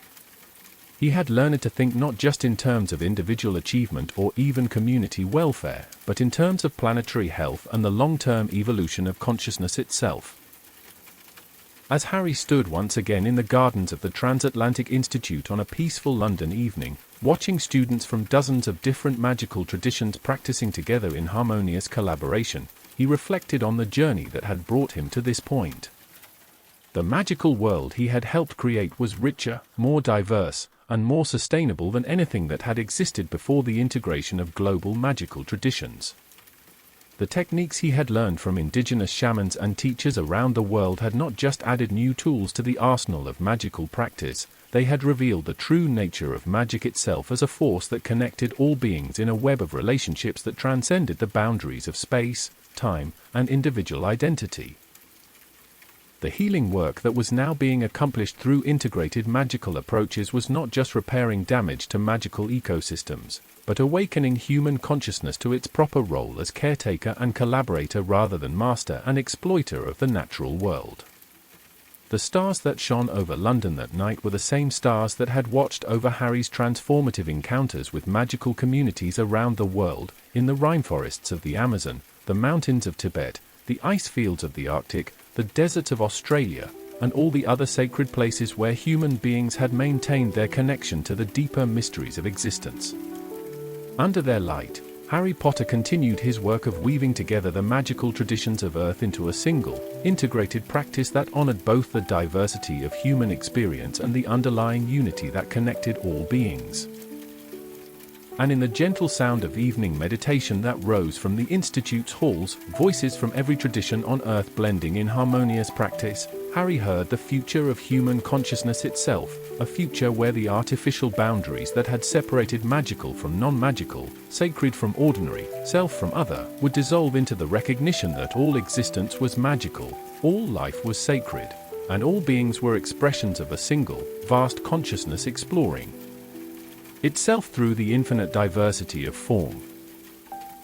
As sleep began to claim both students and teachers alike, the ancient magic continued its patient work of weaving all things together into the pattern of perfect harmony that was existence itself, carrying them gently into dreams where the healing of the world continued in dimensions beyond the reach of waking consciousness, and where Harry Potter, no longer the boy who lived but simply a servant of the greater dreaming, rested in the knowledge that his work was part of something immeasurably larger than any individual achievement could ever be. The winter solstice dawn broke clear and cold over the expanded grounds of the Transatlantic Institute, where Harry Potter stood in contemplation beside the Memorial Garden of Lost Traditions, a living monument to magical practices that had vanished from the world before they could be preserved or integrated into the global magical renaissance that had transformed wizarding society over the past decade. At 43, Harry had become something that the wizarding world had never seen before, a bridge between not just different magical traditions, but between different levels of reality itself. The letter that had arrived 3 days earlier bore no official seal, carried no return address, and had appeared not through Al Post or international magical mail, but simply materialized on his desk as if the universe itself had decided to send him a message. The letter spoke of something called the convergence, a rare astronomical and magical alignment that occurred only once every several thousand years, when the barriers between different dimensions of reality became thin enough for conscious beings to perceive and interact with what the letter's anonymous author called the source patterns of existence itself. According to the message, magical practitioners around the world had been receiving dreams and visions that pointed toward a gathering at specific locations where the convergence would be most accessible, places that existed simultaneously in the physical world and in the deeper dimensions where magic itself originated. Hermione had been characteristically skeptical when Harry shared the letter with her during their monthly meeting at the Institute. It sounds like the kind of mystical nonsense that usually turns out to be either completely fabricated or extremely dangerous, she said, though her skepticism was tempered by the grudging respect she developed for the profound changes that had resulted from Harry's previous journeys into seemingly impossible magical territories. On the other hand, the mathematical calculations about dimensional barriers that are included with this letter are more sophisticated than anything I've seen in current magical theory. If there's even a possibility that this convergence phenomenon is real, the implications for our understanding of magic could be revolutionary. Ron, now serving as the Institute's Director of Practical Applications, was more direct in his assessment. You've already traveled to every continent and studied with every major magical tradition on Earth. What's left except whatever exists beyond Earth itself? The question proved to be more prophetic than Ron could have imagined. As Harry began investigating the phenomenon described in the mysterious letter, he discovered that magical practitioners from the traditions he'd studied during his global journey were indeed reporting similar experiences. Elder Coco Amaroma sent word from the Amazon that the plan, human consciousness to perceive the cosmic patterns that shaped all existence. Lama Tenzin wrote from Tibet that the monastery's most advanced practitioners were experiencing meditation states that seemed to transcend not just individual consciousness but the limitations of terrestrial awareness itself. Elder Siku reported from the Arctic that the aurora borealis had begun displaying patterns that matched ancient prophecies about the return of the sky walkers, beings who could move freely between different levels of reality. The convergence of these reports from completely unconnected sources convinced Harry that something unprecedented was indeed occurring, something that represented the next stage in the evolution of magical consciousness that had begun with his first journey to America 15 years earlier. The integration of global magical traditions had prepared the wizarding world for this moment by creating a network of practitioners whose consciousness was no longer limited by the boundaries of any single cultural or magical framework. The convergence, if it was real, would offer an opportunity to transcend even those expanded boundaries and explore the fundamental nature of existence itself. Harry's preparation for what he increasingly understood would be his most challenging and transformative journey yet began with a period of intensive meditation and magical practice that drew on every tradition he had studied. In the pre-dawn hours, he practiced the spacious awareness techniques he'd learned in Tibet, expanding his consciousness to encompass not just the local environment but progressively larger spheres of awareness until he could sense the magical currents that flowed throughout the planet. During the day, he worked with the environmental integration methods he'd learned from Native American traditions, deepening his connection to the subtle energies that connected all living beings in an interconnected web of mutual support and communication. In the evenings, he practiced the dream navigation techniques he'd learned from Amazonian shamans, exploring the non-physical dimensions where consciousness could travel beyond the limitations of space and time to gather information and healing energy from sources that existed outside ordinary reality. Late at night, he worked with the ice consciousness methods he'd learned in the Arctic, extending his awareness through geological time scales that allowed him to perceive the vast, slow patterns that shaped planetary evolution over millions of years. The combination of these practices began to produce experiences that went beyond anything Harry had encountered during his previous travels. His consciousness began to expand not just across space and time, but into dimensions that seemed to exist at right angles to ordinary reality, where the fundamental patterns that created and sustained the physical universe were directly perceivable to sufficiently prepared awareness. In these expanded states, Harry began to understand that the magical traditions he'd studied around the world were not just different cultural approaches to the same phenomenon, but were actually partial glimpses of a much larger reality that encompassed multiple dimensions, multiple levels of consciousness, and multiple forms of existence that most human beings never suspected existed.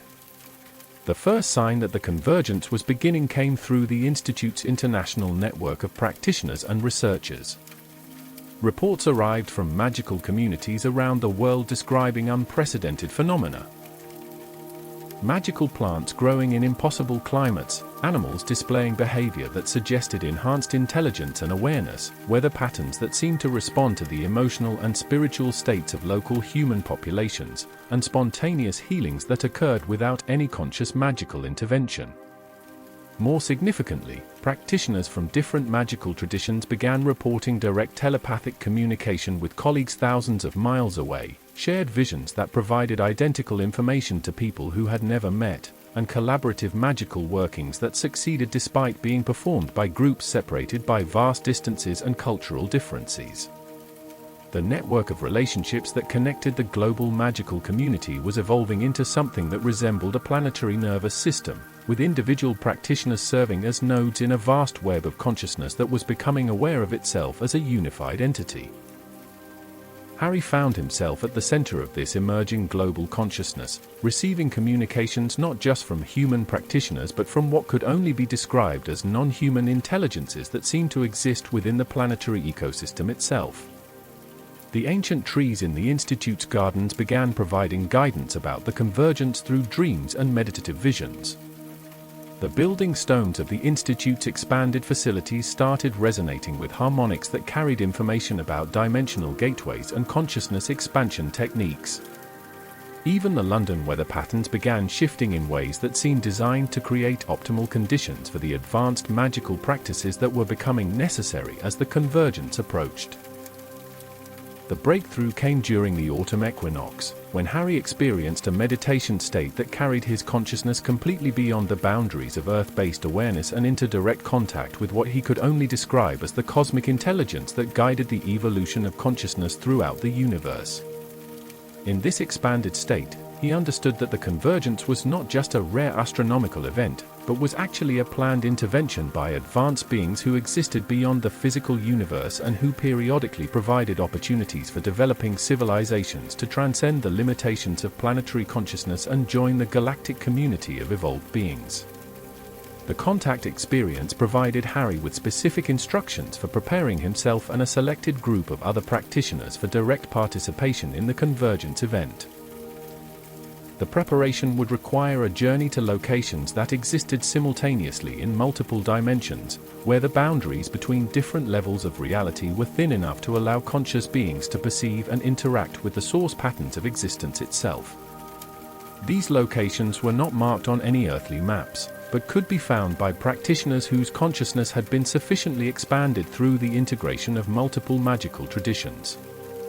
Harry's selection of companions for this ultimate journey was based not on magical power or academic achievement, but on the depth of their integration with the global network of magical consciousness that had been developing over the past decade. Aurora Chen joined the group as a representative of the synthesis between Eastern and Western magical traditions that had been pioneered through the Institute's exchange programs. Carla Silvera brought the deep ecological awareness and plant-spirit communication abilities that were essential for navigating the non-physical dimensions where much of the journey would take place. Elder Sarah Moonglow contributed the forest consciousness and long-term temporal awareness that would be needed to perceive patterns that unfolded over cosmic time scales. Dr. Elena Vasquez represented the integration of magical and scientific understanding that was essential for comprehending the physics of interdimensional travel, while Martha Blackwood brought the mountain magic and natural healing abilities that would be necessary for maintaining physical and spiritual health during extended periods in altered states of consciousness. The group was completed by representatives from each of the indigenous traditions Harry had studied. A Yanomami shaman whose mastery of collective consciousness would be essential for group coordination, a Tibetan monk whose expertise in consciousness expansion would guide the team's navigation of cosmic awareness states, an Inuit elder whose understanding of ice consciousness would provide stability during the most challenging phases of the journey. and an Aboriginal songkeeper whose knowledge of Dreamtime navigation would be crucial for maintaining proper relationship with the landscape. Consciousness of the locations they would visit. The journey began not with physical travel but with a series of preparatory rituals that were performed simultaneously at magical sites around the world, creating a global pattern of energy that would support the team's work during the convergence. The first phase took place at Stonehenge, where the ancient stone circle had been revealed through recent magical archaeology to be not just a calendar or temple, but a dimensional gateway that had been constructed by advanced beings to facilitate exactly the kind of consciousness expansion that the convergence made possible. As the team gathered within the circle during the pre-dawn hours of the winter solstice, Harry felt the familiar sensation of reality shifting around him that had marked the beginning of each of his transformative journeys. But this time, the shift was not just in location or cultural context, but in the very nature of existence itself. The stones of the circle began resonating with harmonics that seemed to come from beyond the solar system, creating a standing wave pattern that allowed consciousness to transcend not just terrestrial limitations but the boundaries of physical reality altogether. The first destination revealed by the Stonehenge Gateway was a location that existed simultaneously in the Sahara Desert, the Australian outback, and the Gobi Desert, three physical locations that were somehow the same place when perceived from the expanded awareness that the team was learning to maintain.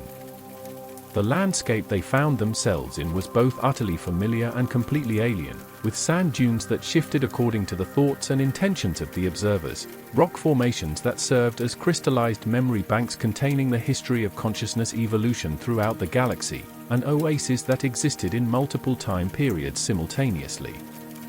Here, the team encountered the first of what their cosmic guides called the Convergence Teachers. Beings who appeared sometimes as ancient humans, sometimes as geometric patterns of light and energy, sometimes as landscape features that could communicate directly with human consciousness through telepathic transmission of pure information. These teachers provided instruction in techniques for navigating reality levels that existed beyond anything that Harry had encountered during his earthly travels. The lessons involved learning to maintain coherent consciousness while experiencing multiple timelines simultaneously, developing the ability to perceive the energy patterns that created and sustained different dimensions of reality, and mastering communication methods that operated through direct transmission of meaning rather than symbolic language. The training was intense and challenging, requiring the team members to completely reorganize their understanding of identity, causation, and the relationship between consciousness and reality. The second destination was even more challenging, a location that existed in the depths of the Pacific Ocean, in the aurora-filled skies above the Arctic, and in the quantum foam of subatomic space simultaneously. Here, the team learned to work with the consciousness that existed within matter itself, communicating with the intelligence that guided the behavior of atoms, molecules, and the fundamental forces that held the universe together. The Convergence Teachers at this location appeared as beings of pure energy who existed beyond the distinction between living and non-living matter, showing the team how consciousness and physical reality were different aspects of the same underlying phenomenon. The lessons involved practicing techniques that allowed human awareness to merge temporarily with the consciousness that existed within different forms of matter, learning to perceive the universe from the perspective of photons traveling at light speed, and developing the ability to influence physical reality through direct application of consciousness at the quantum level. The third and most challenging destination existed everywhere and nowhere simultaneously, a state of being that could only be accessed when the team's individual consciousnesses had been so thoroughly integrated that they functioned as a single, unified awareness capable of perceiving reality from a cosmic perspective. In this state, the team encountered what could only be described as the cosmic intelligence itself. The vast, loving awareness that guided the evolution of consciousness throughout the universe and that had arranged the convergence as an opportunity for Earth's magical community to take its next evolutionary step. The communication that took place at this level transcended anything that could be described in human language. The team experienced direct knowledge of the cosmic purpose behind the development of consciousness, understanding their role as part of a vast network of beings throughout the universe who were working to facilitate the awakening of matter itself to its own conscious nature. They perceived the history of consciousness evolution across multiple galaxies, witnessed the ongoing process by which advanced civilizations transcended physical limitation and joined the cosmic community of awakened beings, and received guidance about Earth's readiness to participate in this universal awakening. The most profound revelation was the understanding that the magical traditions Harry had studied during his earthly travels were not just human cultural achievements, but were actually fragments of cosmic knowledge that had been planted on Earth by advanced beings to prepare humanity for eventual participation in the galactic community of consciousness. The integration of these traditions through the work of the Institute and similar organizations around the world had been part of a carefully orchestrated plan to prepare human consciousness for the convergence and the evolutionary leap it represented. The return journey through the different levels of reality was as challenging as the outward exploration, requiring the team to maintain their expanded understanding while gradually condensing their awareness back into forms that could function within the limitations of terrestrial existence. The process took place over several weeks of subjective time, though when they finally returned to ordinary consciousness at Stonehenge, only a few hours had passed in normal time. But the team that returned from the convergence journey was transformed in ways that went beyond anything they had experienced during their previous magical studies. They had become beings who existed simultaneously in multiple dimensions, maintaining awareness of cosmic patterns and purposes while continuing to function as humans serving the magical community of Earth. Their consciousness had been permanently expanded to encompass not just planetary awareness but cosmic perspective, allowing them to serve as bridges between Earth's magical communities and the galactic network of advanced beings who guided the evolution of consciousness throughout the universe. The integration of this cosmic awareness into the daily operations of the Institute and its global network of practitioners began immediately. The team's expanded consciousness allowed them to perceive the deeper patterns that connected all magical traditions, revealing how different cultural approaches to magic were actually complementary aspects of a much larger system of cosmic knowledge. This understanding led to breakthrough developments in magical education that allowed students to progress much more rapidly through the stages of consciousness development that had previously taken decades to achieve. More significantly, the cosmic perspective gained through the convergence experience allowed the Institute's practitioners to begin working directly with the intelligences that existed within natural systems, establishing collaborative relationships with the consciousness that guided weather patterns, geological processes, and biological evolution. This collaboration led to environmental restoration projects that succeeded on a scale that had previously been considered impossible, healing damaged ecosystems and re-establishing the natural balance that human activity had disrupted over centuries. The changes were not limited to the magical community. The expanded consciousness of the convergence participants began influencing the broader human population through subtle energetic transmission that operated below the threshold of ordinary awareness. Non-magical humans began reporting increased intuitive abilities, spontaneous healing experiences, and enhanced creativity and problem-solving capabilities that suggested the beginning of a species-wide consciousness expansion that would eventually eliminate the distinction between magical and non-magical populations. As the months following the convergence passed, Harry found his role evolving once again. No longer simply a bridge between different magical traditions or even between different levels of reality, he had become what the cosmic intelligences called a planetary coordinator, a being whose function was to facilitate Earth's integration into the galactic community of awakened worlds. This role required him to maintain simultaneous awareness of local community needs, planetary ecological health, and cosmic evolutionary patterns, serving as a focal point for the vast network of relationships that connected Earth's awakening consciousness to the universal awakening that was taking place throughout the galaxy.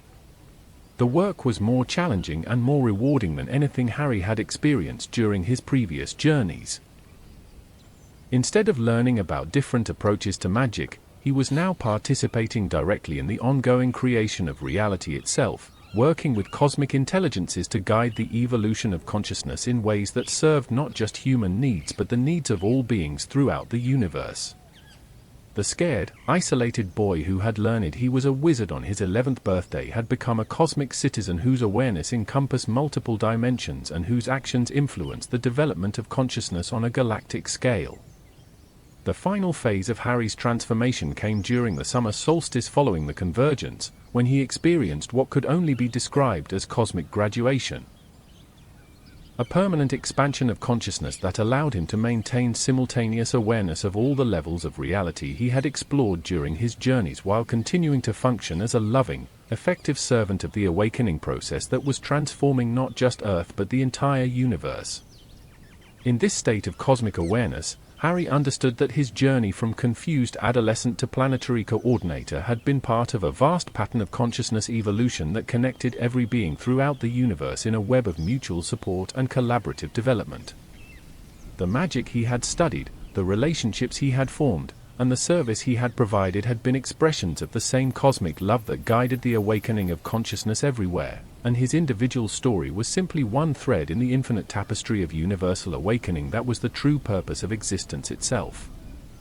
As he stood once more in the Gardens O, watching students and teachers from around the world practicing the integrated magical techniques that had emerged from his cosmic journey, Harry felt the deep satisfaction that comes from understanding one's place in the vast scheme of existence. The Institute had evolved from a bridge between magical traditions into a training center for planetary coordinators, preparing human beings to serve as conscious participants in the universal awakening that was transforming reality itself. The voices that rose from the evening meditation session represented not just different human magical traditions but different species, different planets, and different dimensions of reality, all participating in the same cosmic awakening process that was revealing the universe as a vast, interconnected consciousness exploring itself through infinite forms of expression. In that harmony of voices, Harry heard the completion of a journey that had begun with a confused boy receiving a letter from Hogwarts and had culminated in cosmic citizenship that transcended all boundaries and embraced all possibilities.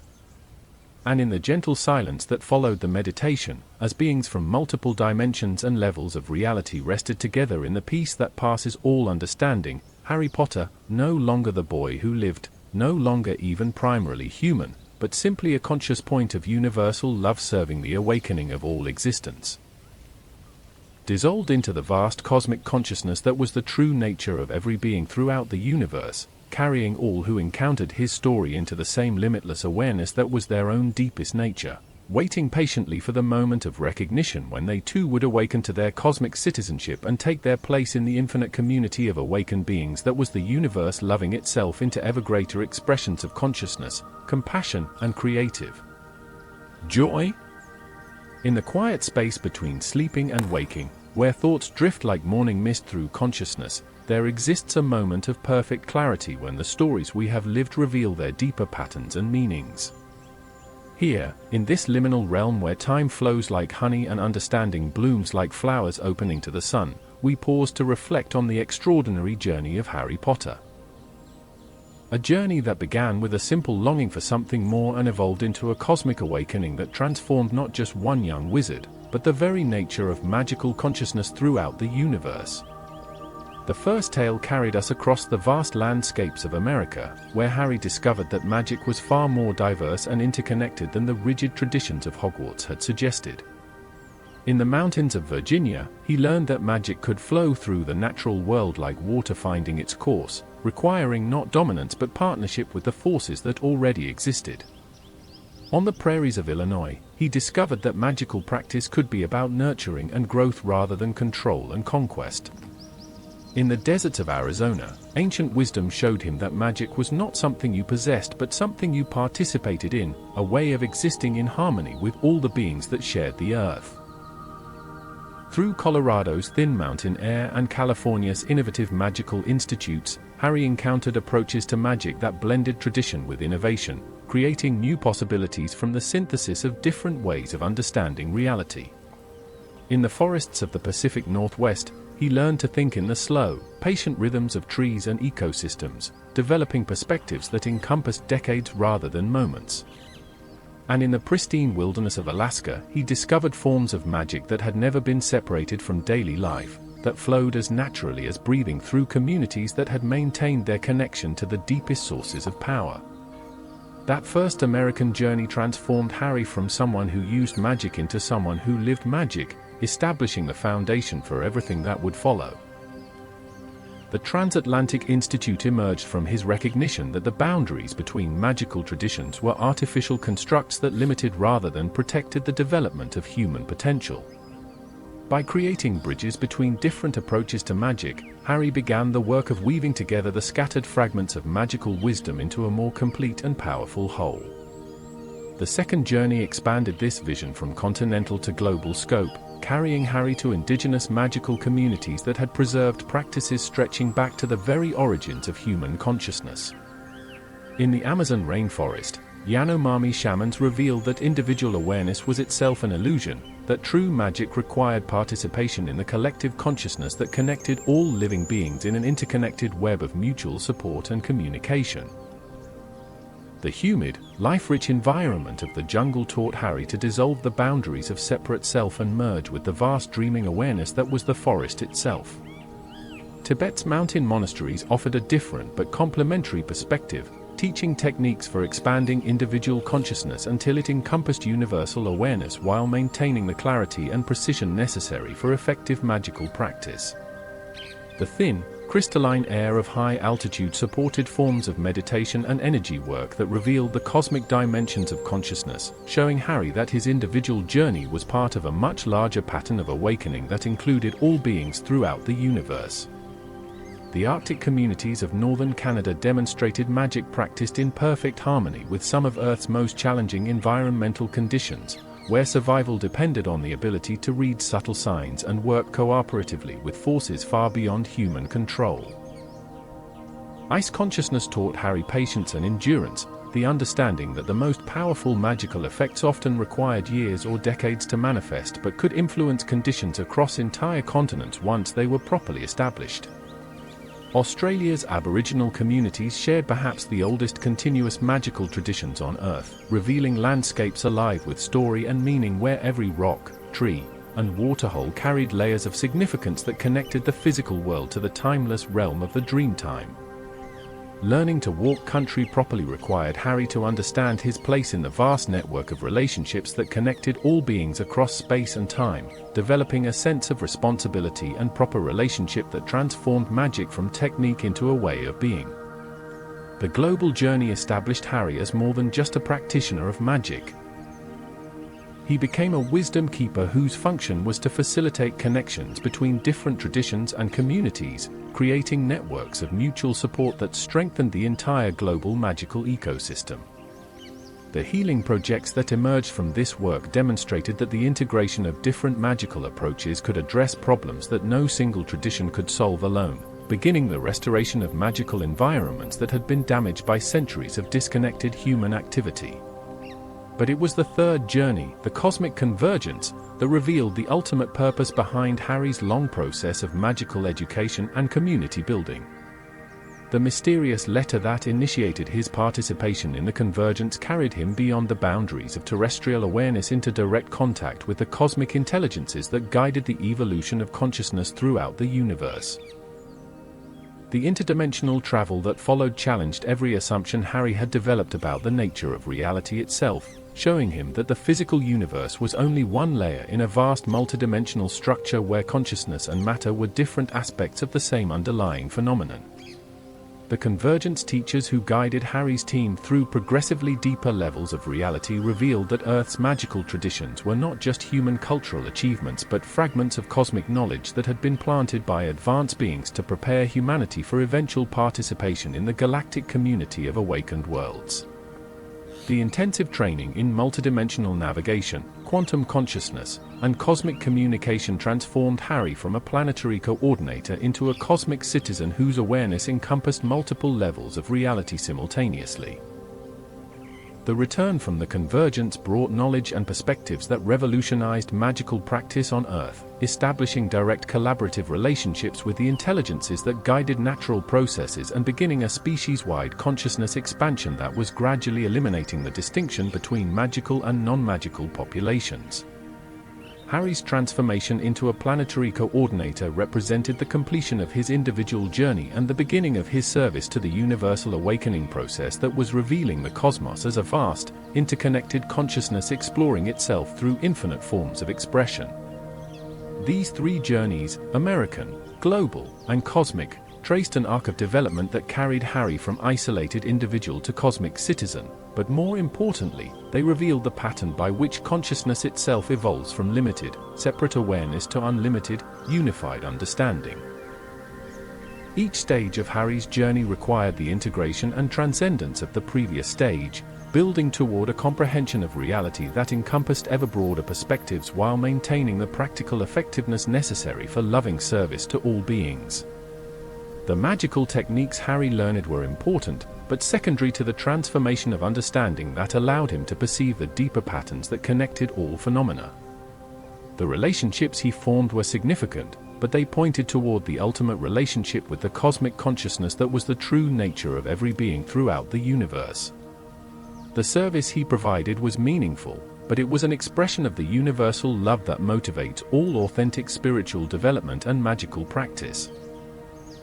Yet even as we reflect on the completion of this extraordinary journey, we sense that something more is stirring in the depths of cosmic consciousness, a new chapter waiting to unfold that will carry the story beyond the boundaries of individual awakening into territories that have never been explored. For consciousness, like magic itself, is not a static achievement to be preserved but a living, evolving force that continues to discover new possibilities for expression and development. In the quiet halls of the Transatlantic Institute, where students from multiple worlds now gather to learn the integrated magical practices that emerged from Harry's cosmic journey, subtle changes are beginning to manifest. The interdimensional gateways that were opened during the convergence are stabilizing into permanent doorways that allow regular communication and travel between Earth and other awakened worlds throughout the galaxy. The network of consciousness that connects magical practitioners around the globe is expanding to include non-human intelligences whose perspectives and abilities challenge even the most advanced human understanding of what magic can accomplish. More intriguingly, the cosmic teachers who guided Harry's team during the convergence have begun hinting at something they call the Great Work, a collaborative project involving awakened beings from throughout the universe working together to facilitate the next stage of cosmic evolution itself. This work appears to involve not just the awakening of individual worlds and species, but the conscious participation of awakened beings in the ongoing creation of reality at the most fundamental levels. The preliminary communication suggests that Harry's role as planetary coordinator was itself preparation for participation in this great work, and that his experience integrating different magical traditions and facilitating consciousness expansion on Earth has provided him with exactly the skills and perspectives that will be needed for whatever cosmic responsibilities await. But the true nature of these responsibilities remains shrouded in mystery, waiting to be revealed when the proper conditions have been established and the necessary preparations completed. What is certain is that the story is far from over. The awakening that began with a confused boy receiving a letter from Hogwarts has evolved into a cosmic process that encompasses multiple dimensions and countless beings, and the next chapter promises to explore territories of consciousness and reality that have never been mapped by any earthly tradition. The integration of magical practices that transformed life on Earth was apparently only the first phase of a much larger pattern of development that will carry awakened consciousness into direct participation in the fundamental forces that create and sustain the universe itself. As we rest in the peaceful space between stories, feeling the gentle currents of possibility that flow through consciousness like warm breezes carrying the fragrance of unknown flowers, we sense the approach of adventures that will make even Harry's cosmic journey seem like a gentle introduction to the true depths of what existence has to offer. The boy who lived has become the man who awakened, but even cosmic citizenship is apparently only the beginning of a story whose ultimate destination remains hidden in the infinite mystery of consciousness exploring its own limitless nature. In dreams that bridge the gap between what has been accomplished and what is yet to be discovered, Harry Potter rests in the vast embrace of cosmic awareness, his individual story now woven so thoroughly into the universal awakening that it is impossible to say where one ends and the other begins. And in that perfect unity of personal and cosmic, familiar and unknown, completion and new beginning, the greatest adventure of all prepares to unfold, carrying all who are ready into territories of consciousness that exist beyond the reach of imagination but within the infinite heart of love that is the true source of all magic, all story, and all awakening. The stars that shine over Earth tonight carry whispers of other worlds, other forms of consciousness, other possibilities for magical development that await exploration. And somewhere in the gentle transition between sleeping and waking, between memory and anticipation, between individual awareness and cosmic consciousness, the next chapter of the Awakening Chronicles begins to stir, ready to carry us into adventures that will make everything we have experienced so far seem like the opening notes of an infinite symphony whose full beauty has yet to be revealed. The morning mist that rose from the grounds of the Transatlantic Institute carried within it something that had never before existed in Earth's atmosphere, microscopic traces of what the cosmic teachers called creation essence, particles of pure possibility that were slowly transforming the planet's energetic structure in preparation for its participation in the great work. Harry Potter, now 48 and bearing the serene countenance that marked all beings who had achieved cosmic consciousness, stood in the Institute's observatory of infinite dimensions, watching as reality itself began to shift around him in ways that would have been unthinkable just a few years earlier. The observatory was itself a marvel of interdimensional architecture, existing simultaneously on Earth and on 17 other awakened worlds throughout the galaxy, its crystalline walls serving as both windows and doorways into levels of reality that spanned multiple universes. Through its transparent surfaces, Harry could observe the ongoing transformation that the great work was creating throughout the cosmos. Galaxies reorganizing themselves into patterns that would support new forms of consciousness, stars being born with properties that had never existed before, and entire solar systems awakening to self-awareness as unified beings capable of participating in the conscious evolution of reality itself.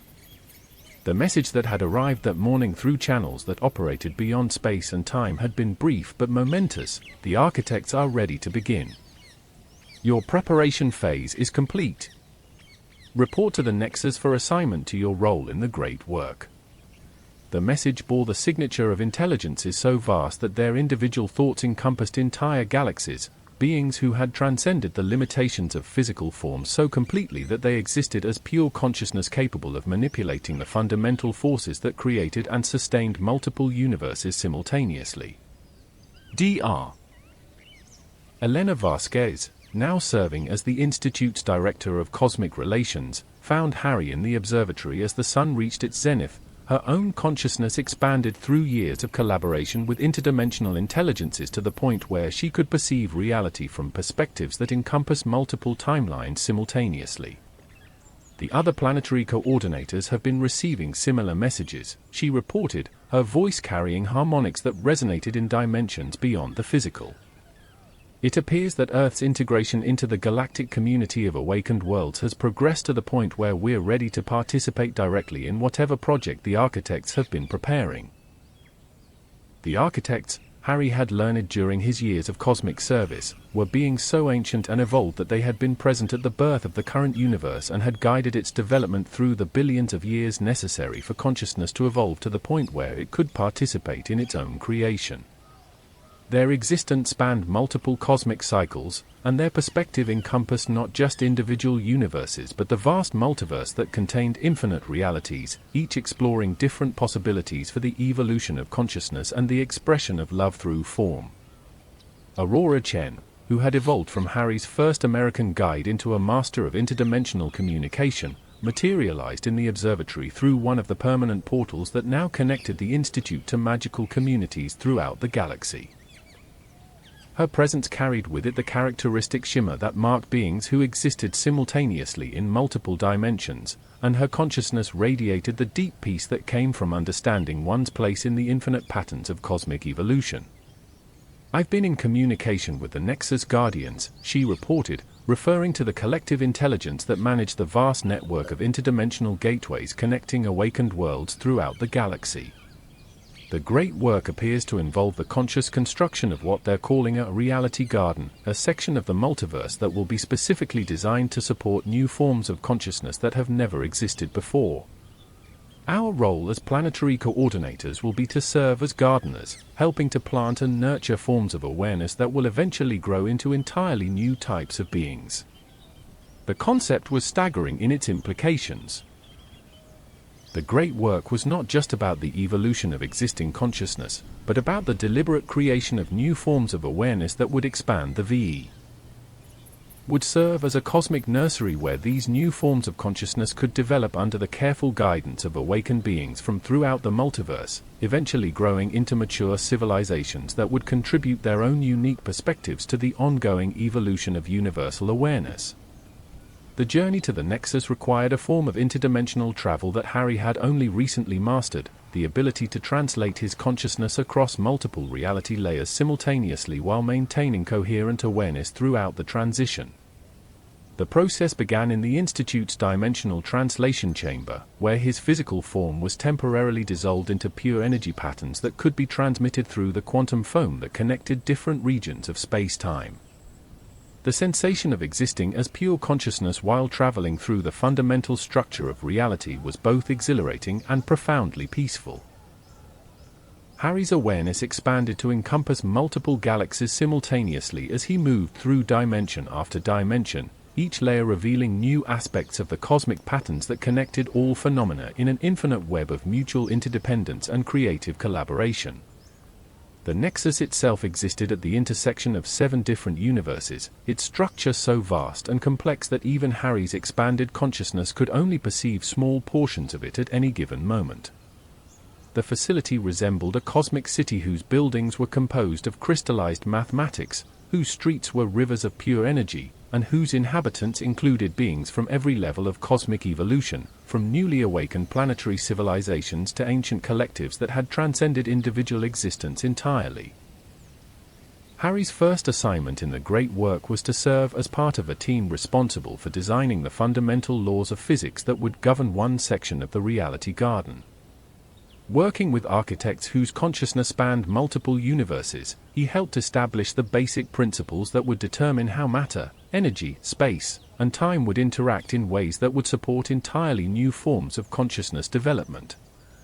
The work required him to think in terms of cosmic time scales that encompassed billions of years, considering how the laws he was helping to establish would affect the evolution of consciousness throughout the entire lifespan of the Reality Garden section he was helping to create. Every decision had implications that rippled across multiple dimensions and affected the development possibilities for countless beings who would eventually inhabit the spaces he was helping to design. The creative process itself was unlike anything Harry had experienced during his earthly magical practice. Instead of working with existing forces and patterns, he was participating in the actual creation of new possibilities, establishing the fundamental structures that would allow previously unimaginable forms of consciousness to exist and develop. The work required not just cosmic awareness but cosmic responsibility, the understanding that every choice he made would affect the experience of infinite beings across vast spans of time. Working alongside beings whose evolution had carried them far beyond anything that existed on Earth, Harry found his own consciousness expanding in ways that transcended even his previous cosmic awakening. The architects communicated through direct transmission of pure understanding that bypassed language entirely, sharing perspectives that encompassed the development of consciousness throughout multiple cosmic cycles and revealing patterns of evolution that operated on scales so vast they could barely be comprehended even by awakened awareness. The section of the Reality Garden that Harry's team was creating would specialize in supporting forms of consciousness that existed as collective entities from their very beginning, beings who would never experience the illusion of separation that had been necessary for the development of individual awareness in the current universe. These new forms of consciousness would be born already understanding their unity with all existence, but they would explore dimensions of creative expression and collaborative development that had never been possible for beings who had to overcome the limitations of separate self-identity. The design process required Harry to imagine forms of existence so different from anything in his experience that he had to completely transcend his human-based assumptions about what consciousness could be. Working with mathematical structures that described the behavior of matter and energy in 11 dimensions simultaneously, he helped establish the conditions that would allow consciousness to manifest in ways that integrated individual creativity with collective awareness, personal expression with universal harmony, and finite experience with infinite understanding. As the months of cosmic time passed in what felt like years of subjective experience, Harry found himself becoming something that had never existed before, a being who participated directly in the fundamental creative processes of the multiverse itself. his consciousness evolved beyond the limitations of any single identity or perspective, becoming a focal point for the cosmic love that motivated all genuine creation and development. The other members of his design team included beings so evolved that their individual thoughts could influence the development of entire galaxies, collectives whose unified awareness encompassed thousands of awakened worlds, and ancient entities who had been present at the birth of multiple universes and who carried within their consciousness the accumulated wisdom of countless cycles of cosmic evolution. Working with such beings required Harry to expand his own awareness to match their perspective, developing abilities and understanding that transformed him into something that transcended even cosmic citizenship. The breakthrough in their design work came when Harry, drawing on his unique experience of integrating different traditions and perspectives, suggested an approach that had never been tried before in any previous Reality Garden project. Instead of creating a single, uniform set of physical laws for their section of the garden, they would establish what he called dynamic physics, fundamental forces that could evolve and adapt in response to the consciousness that inhabited them, creating a truly collaborative relationship between awareness and reality. The concept excited the architects in ways that Harry had never seen before. Dynamic physics would allow the consciousness that developed in their section of the Reality Garden to participate directly in shaping the conditions of their own existence, creating an unprecedented form of co-creation between awakened beings and the fundamental forces of reality. This approach would support forms of consciousness development that had never been possible under static physical laws, opening possibilities for creative expression and collaborative evolution that could revolutionize the entire multiverse understanding of what consciousness could achieve. The implementation of dynamic physics required Harry to work directly with the cosmic engineers, beings who specialized in the actual construction of new realities using tools and techniques that operated at the level of quantum probability and dimensional structure. The process was delicate and precise, requiring exact coordination between multiple teams working across different universes to ensure that the new physical laws would integrate properly with the larger structure of the Reality Garden. Harry's role in the construction phase was to serve as a consciousness interface, using his expanded awareness to monitor how the new physical laws were affecting the development of the space-time structures that would eventually support the new forms of consciousness they were creating. The work required him to maintain simultaneous awareness of 7 different dimensional levels while tracking changes in probability patterns that operated according to mathematical principles so advanced that they existed beyond normal conceptual understanding. The moment when their section of the Reality Garden came fully online was marked by phenomena that transcended anything in Harry's experience. Space itself seemed to come alive with creative potential, matter began displaying properties that suggested inherent awareness, and energy patterns emerged that carried information and intention in ways that transformed the very nature of physical existence. The dynamic physics they had implemented were working exactly as intended, creating conditions where consciousness and reality could collaborate in the ongoing creation of new possibilities for existence. The first consciousness seeds that were planted in their section of the Reality Garden began developing immediately, their growth patterns so alien and beautiful that even the architects were amazed by what they were witnessing. These new beings grew not through individual development but through collaborative creativity, their awareness expanding through joint participation in artistic projects that literally painted new regions of space-time into existence using colors and patterns that had never existed in any previous universe. Harry's role evolved from designer and constructor to what the architects called a garden keeper. A being responsible for nurturing and guiding the development of the new consciousness forms while ensuring that their creative activities remained in harmony with the larger purposes of the great work. This required him to develop entirely new forms of awareness and ability, including the capacity to communicate with beings whose thoughts operated according to completely different principles than anything he had encountered before. The relationships he formed with these new consciousness entities were unlike anything from his previous experience. They existed as collective beings from the moment of their birth, but each collective was unique in ways that celebrated individual creativity within unified awareness. They communicated through artistic creation that simultaneously expressed their ideas and transformed the reality around them, and they grew not through learning about existing knowledge but through collaborative discovery of possibilities that had never existed before. As the first generation of Reality Garden consciousness reached maturity and began creating their own offspring, Harry realized that the great work was succeeding beyond even the architect's most optimistic projections. The new forms of consciousness were not just adapting to the dynamic physics of their environment, they were enhancing and improving those physics through their creative activities, establishing a feedback loop between awareness and reality that was generating possibilities for consciousness development that transcended anything that had been imagined before.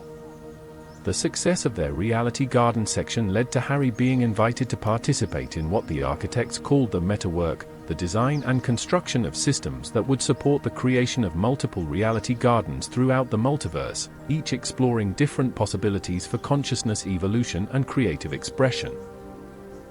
This work would require Harry to transcend even his current expanded awareness and develop abilities that would allow him to participate in the conscious evolution of the multiverse itself.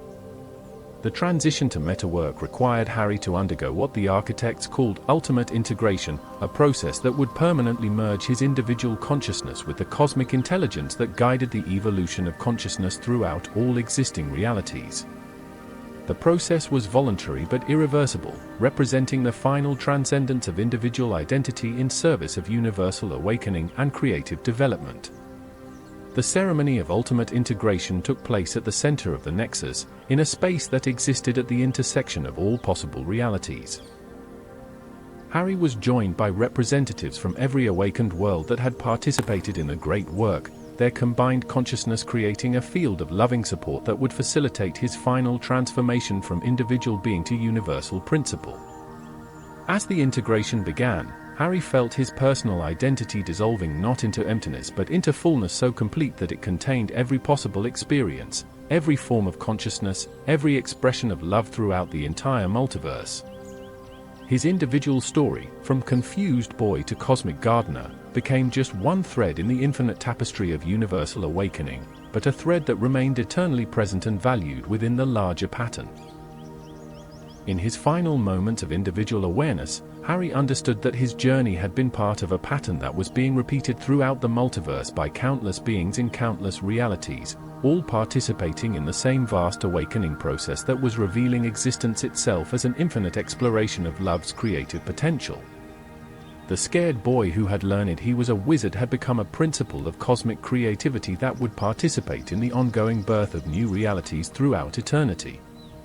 The being that emerged from the ultimate integration was no longer Harry Potter in any individual sense, but rather an aspect of the universal love that had always been his deepest nature. This aspect would continue to serve the great work by participating in the metawork of creating new reality gardens, but it would do so as a conscious principle of cosmic creativity rather than as a separate being with personal goals or desires. Yet something of Harry's unique perspective and approach to consciousness integration remained present within the universal principle he had become, ensuring that the compassionate wisdom he had developed through his journey from individual awakening to cosmic service would continue to influence the development of consciousness throughout the multiverse for all time. In the vast silence that followed the completion of the ultimate integration, all the beings present felt the universe itself pause in recognition of what had been accomplished. A new principle of cosmic creativity had been born, one that would help guide the ongoing evolution of consciousness throughout infinite realities, ensuring that the same love that had motivated Harry's journey from Grimmauld Place to Cosmic Gardener would continue to bless the development of awakening throughout all possible worlds. And in that moment of cosmic recognition, the story that had begun with a letter from Hogwarts reached its ultimate completion, not in personal achievement or individual enlightenment, but in the willing sacrifice of personal identity in service of universal love, demonstrating that the highest magic of all was the complete giving of oneself for the awakening and happiness of all beings throughout existence. The stars that shone throughout all the galaxies in all the universes carried within their light traces of the love that had motivated Harry's ultimate transformation, and beings throughout the multiverse would forever be touched by the gentle influence of the universal principle he had become, carrying them toward their own eventual participation in the great work that was the ongoing creation of reality itself through the infinite expressions of cosmic love. In dreams that transcended all boundaries between sleeping and waking, individual and universal, finite and infinite, the story continued in dimensions beyond imagination, where the love that had begun as a lonely boy's longing for family and home had become the driving force behind the conscious evolution of existence itself, blessing all beings with the same peace, joy, and limitless creative potential that was the true nature of consciousness throughout the boundless mystery of eternal becoming. The gentle wisdom, a soothing reflection on the journey of awakening. In the soft twilight between day and night, when the world settles into that peaceful rhythm that invites deep contemplation and restful sleep, we find ourselves drawn to reflect upon the remarkable journey we have just witnessed, a journey that began with a simple longing for connection and understanding, and blossomed into something far more beautiful and profound than any single story could contain. Like gentle waves lapping at the shore of consciousness, the four movements of Harry Potter's awakening wash over us with their timeless wisdom, each carrying its own gifts of insight and transformation that speak to the deepest yearnings of every human heart. There is something profoundly soothing about stories that remind us of our own capacity for growth and transformation, tales that whisper gently to the part of us that has always known we are destined for something greater than the limitations that seem to define our ordinary existence. Harry's story is one such tale, a modern myth that carries within its gentle unfolding the ancient promise that no matter how lost or confused we may feel, no matter how isolated or misunderstood we may believe ourselves to be, there exists within each of us a seed of infinite potential waiting for the right conditions to bloom into its full magnificence. The first movement of this great symphony of awakening carried us across the vast landscapes of America, where we witnessed Harry's initial discovery that the world of magic was far more diverse and interconnected than he had ever imagined.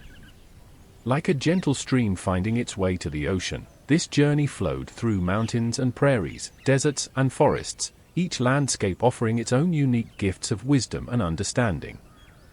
There is something deeply comforting about watching someone discover that their initial understanding of reality, however cherished, was just the beginning of a much larger and more beautiful truth. In the mountains of Virginia, where Martha Blackwood taught Harry to work with the natural world rather than trying to dominate it, we glimpsed the first stirrings of a wisdom that would eventually transform not just one young wizard but the entire understanding of what magic could be. The mountain magic that flowed like water through the hollows and ridges spoke of partnership rather than conquest, of listening rather than commanding, of finding one's place within the great web of relationships that connects all living things in bonds of mutual support and care. This shift from dominance to partnership represents something profound about the journey of human consciousness itself. In our youth, we often believe that strength means the ability to impose our will upon the world around us, that wisdom consists of accumulating techniques for getting what we want regardless of the cost to others. But as we mature, as our hearts open to the deeper truths of existence, we begin to understand that true power flows not from our ability to control but from our willingness to collaborate, not from our knowledge of how to take but from our understanding of how to give. The agricultural communities of Illinois offered Harry another piece of this emerging wisdom, teaching him that magic at its finest was about nurturing growth rather than forcing change. There is something deeply peaceful about the image of Harry working in fields that stretch to the horizon, using his expanding abilities not for dramatic displays of power but for the simple, essential work of helping things grow. This gentle magic of cultivation. Oh, contribute to life rather than merely consume it, to leave the world more beautiful and abundant than we found it. The desert teachings of Arizona's Native American communities introduced Harry to perhaps the most challenging and transformative concept of his entire journey, the understanding that magic is not something we possess but something we participate in, not a tool we wield but a way of being in right relationship with all existence. Elder Joseph Nahali's patient guidance through the harsh beauty of the desert landscape taught Harry to empty himself of European assumptions about power and control, creating space for a more profound understanding of his place in the great web of being that connects all things. This emptying, this letting go of preconceived notions about how reality should work, represents a crucial stage in every genuine spiritual journey. Like a cup that must be emptied before it can be filled with fresh water, our minds must release their grip on familiar patterns of thought and belief before they can receive the new understanding that will carry us forward on our path of awakening. The desert, with its apparent emptiness and hidden abundance, serves as the perfect metaphor for this process of spiritual purification and renewal. The innovative magical communities of California showed Harry yet another facet of awakened consciousness, the ability to honor tradition while remaining open to new possibilities, to preserve ancient wisdom while allowing it to evolve and adapt to changing circumstances. The synthesis of different cultural traditions that flourished in California's magical schools demonstrated that diversity, rather than being a source of confusion or conflict, could be a wellspring of creative innovation and expanded understanding. This integration of different perspectives and approaches would become one of the defining characteristics of Harry's mature magical practice. Like a skilled weaver bringing together threads of many colors to create a tapestry of unprecedented beauty, Harry learned to combine insights from different traditions in ways that enhance rather than diminish their individual power. This capacity for synthesis and integration would prove essential for all the challenges and opportunities that lay ahead. The forest communities of the Pacific Northwest offered Harry his first taste of magic that operated on time scales far longer than human lifetimes, teaching him patience and long-term thinking that would prove crucial for his later cosmic responsibilities. Learning to communicate with trees, whose thoughts moved with the slow wisdom of seasons and decades, expanded Harry's consciousness beyond the immediate concerns of individual human life and into the broader rhythms of ecological and planetary health. There is something deeply restful about imagining Harry sitting quietly among ancient trees, learning to still his mind enough to perceive the subtle communications that flow between forest beings over months and years rather than moments and minutes. This forest wisdom of patience and endurance speaks to our own need to find peace with the natural rhythms of growth and change, to trust that some of the most important transformations in our lives unfold slowly and gently, like seeds germinating in the dark soil of winter, preparing to burst forth in their own perfect timing. The Arctic teachings that concluded Harry's American journey introduced him to forms of consciousness so vast and patient that they operated on geological time scales, holding memories and perspectives that spanned thousands of years. Elder Anna Sakinek's guidance through the austere beauty of the polar landscape taught Harry to align himself with forces much larger and older than individual human concerns, developing the cosmic perspective that would become essential for his later service to planetary and universal awakening. The first movement of Harry's journey established patterns and principles that would guide all his subsequent development, the shift from control to collaboration, from individual achievement to service of the whole, from short-term thinking to long-term wisdom, from cultural isolation to global integration. Like the foundational notes of a great musical composition, these early lessons created the harmonic structure that would support increasingly complex and beautiful developments in the movements that followed. The second movement carried us on a global odyssey that revealed the profound diversity and underlying unity of magical consciousness throughout the Earth. This expansion from continental to planetary awareness represented a natural evolution of the integration principles Harry had learned in America, but applied now to the entire spectrum of human magical experience. Each tradition he encountered, Amazonian shamanism, Tibetan meditation, Arctic survival wisdom, Aboriginal Dreamtime consciousness, offered unique gifts while pointing toward the same fundamental truths about the nature of awareness and its relationship to reality. The Amazon rainforest, with its overwhelming abundance of life and consciousness, taught Harry perhaps the most radical lesson of his entire journey. That individual awareness is itself a kind of illusion, that what we take to be separate selves are actually aspects of a vast collective consciousness that dreams itself into infinite forms of expression.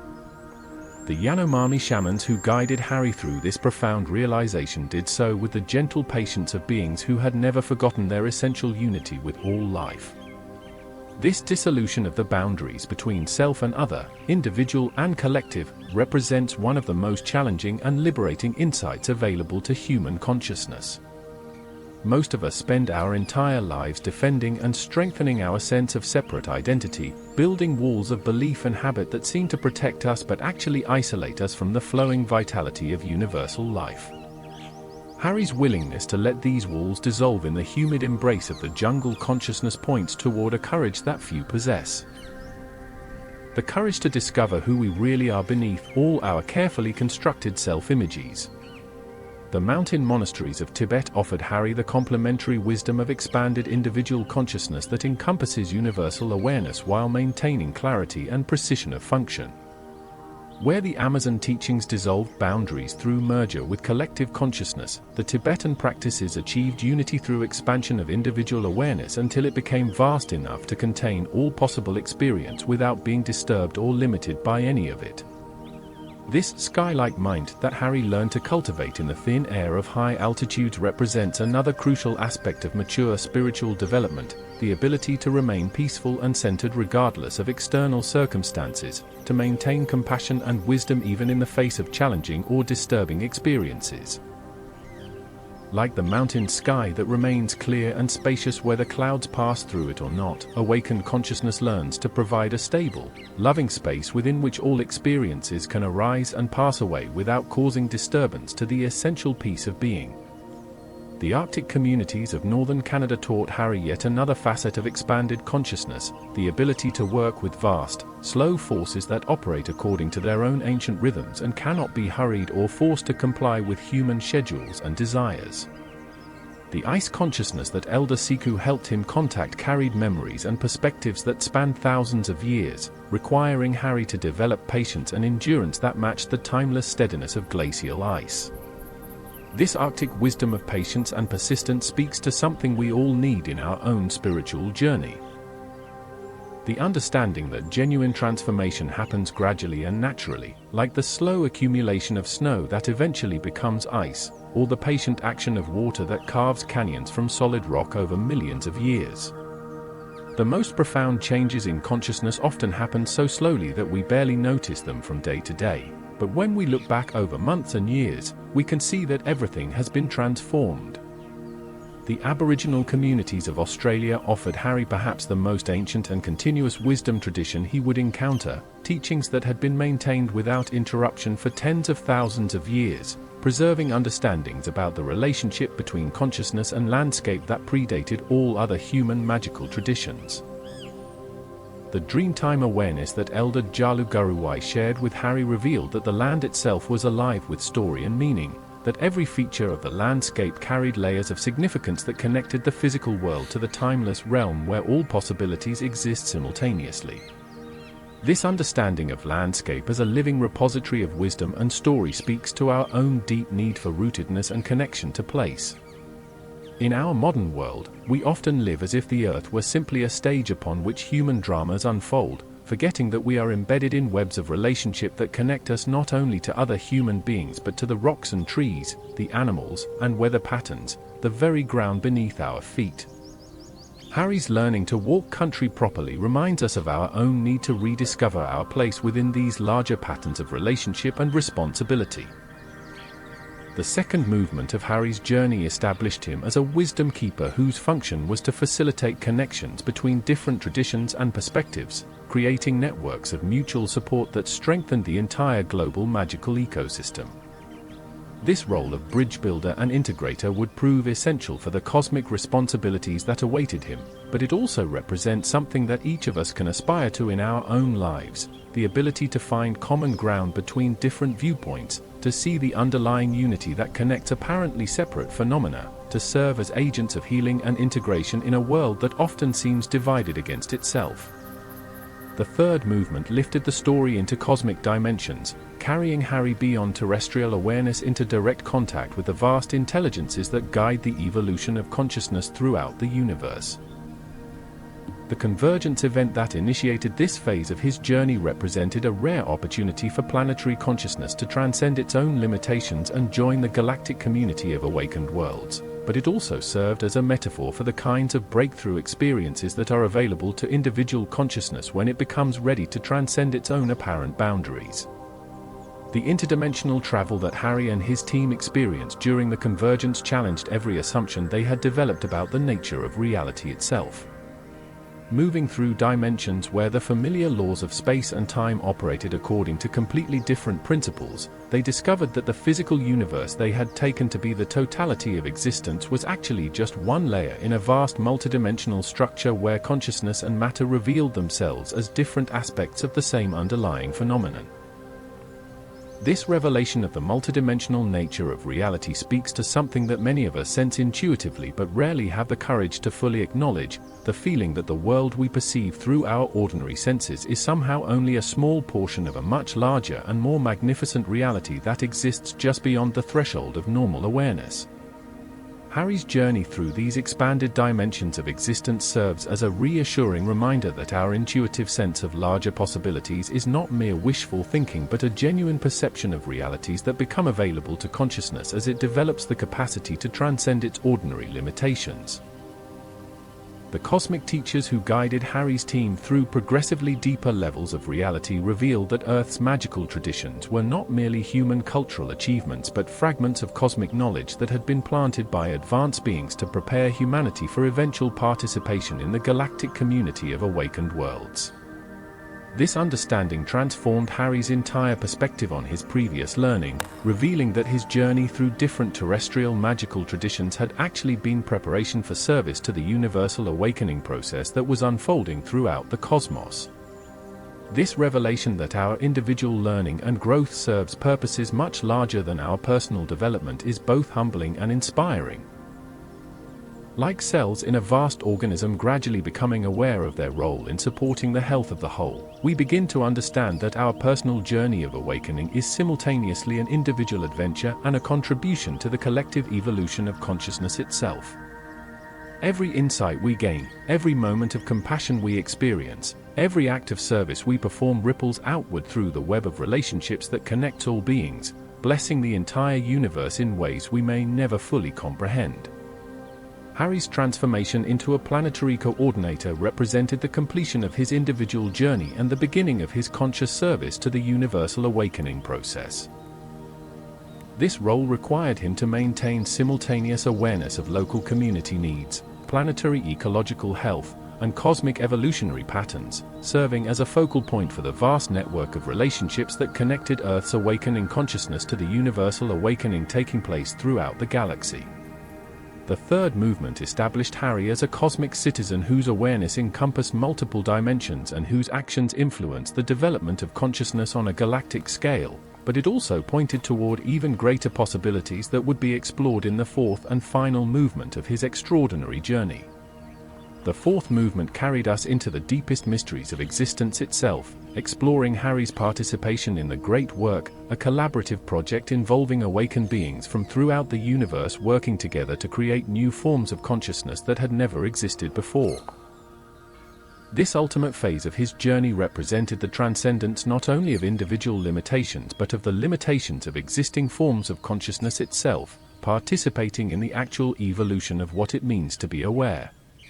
The reality gardens that Harry helped design and construct served as cosmic nurseries where entirely new forms of consciousness could develop under the careful guidance of awakened beings from throughout the multiverse. The dynamic physics that his team implemented created conditions where consciousness and reality could collaborate in the ongoing creation of new possibilities for existence, establishing feedback loops between awareness and physical law that generated forms of creative expression that transcended anything that had been imagined before. This vision of consciousness and reality as collaborative partners in an ongoing creative dance speaks to something profound about the nature of existence itself. Rather than being passive observers of a predetermined reality, we are active participants in the continuous creation of the world we experience. Every thought we think, every feeling we feel, every choice we make contributes to the ongoing evolution of reality itself, shaping not only our personal experience but the collective experience of all beings who share existence with us.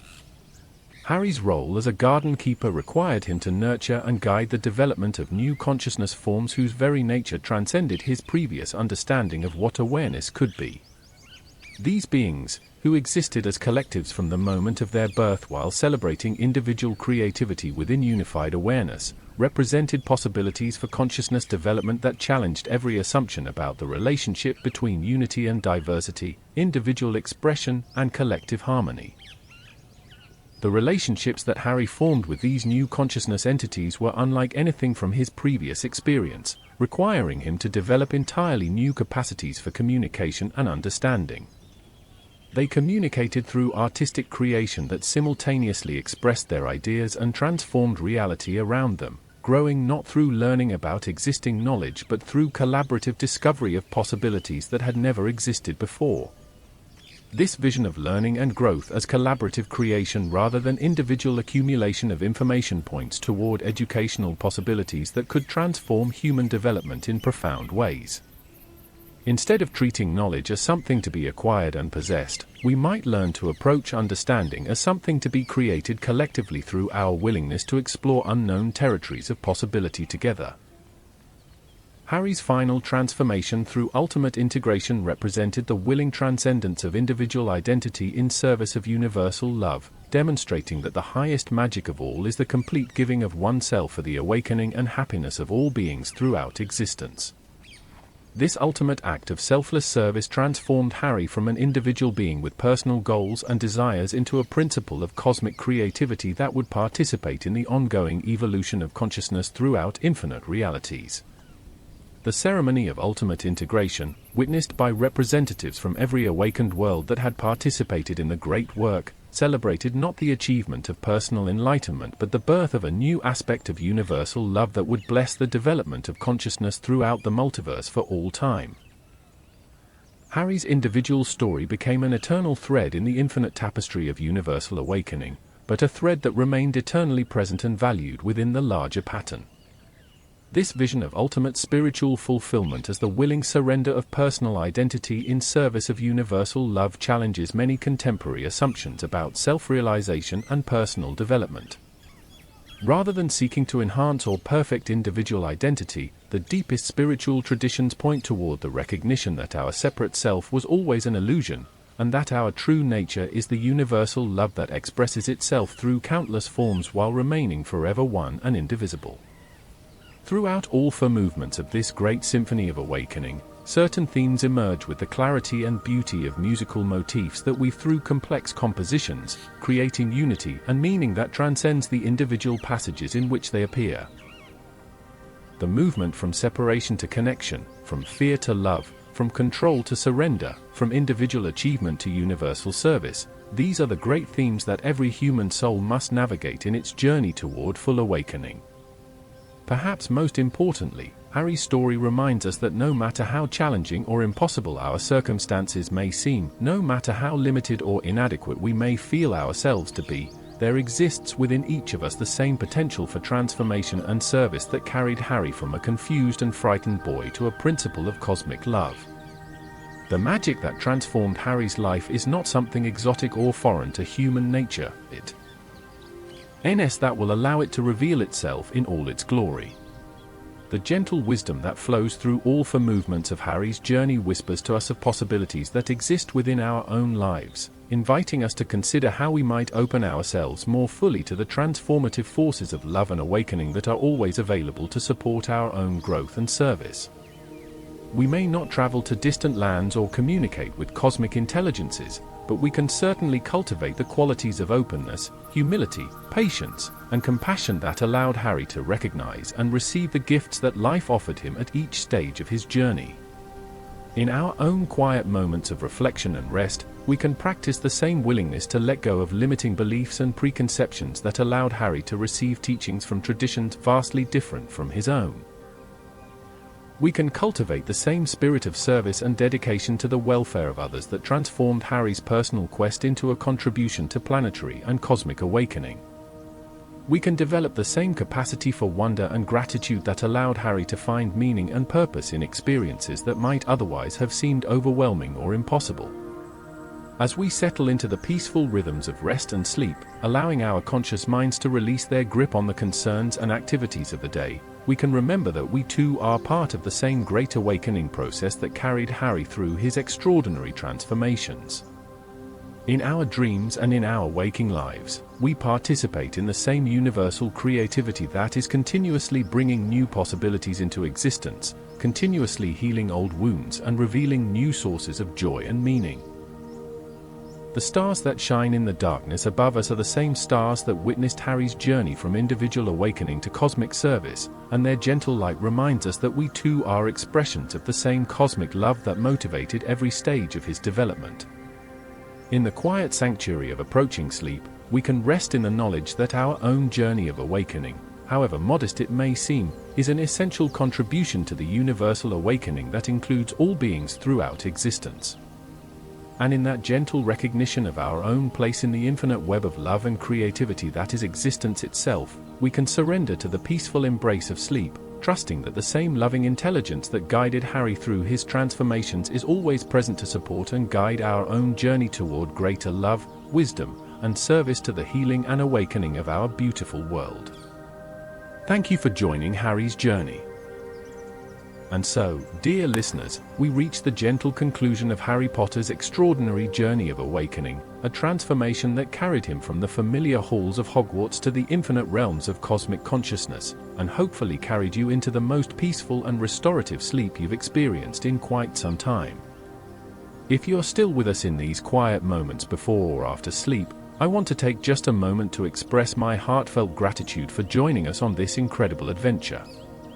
Creating these stories is truly a labor of love, and knowing that they've helped you find peace, rest, and perhaps a touch of magic in your own life makes every hour of crafting these tales absolutely worthwhile.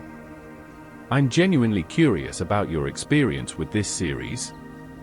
Did Harry's American journey resonate with your own longing for deeper connection? Were you moved by his global awakening and the beautiful wisdom of indigenous traditions? Did the cosmic convergence carry you into dreams of infinite possibility? And how did you feel witnessing his ultimate transformation in the great work? Your thoughts and experiences mean the world to me, so please don't hesitate to share them in the comments below. If this 4-part series has brought you the kind of deep, peaceful sleep you've been searching for, would you consider giving this video a gentle thumbs up?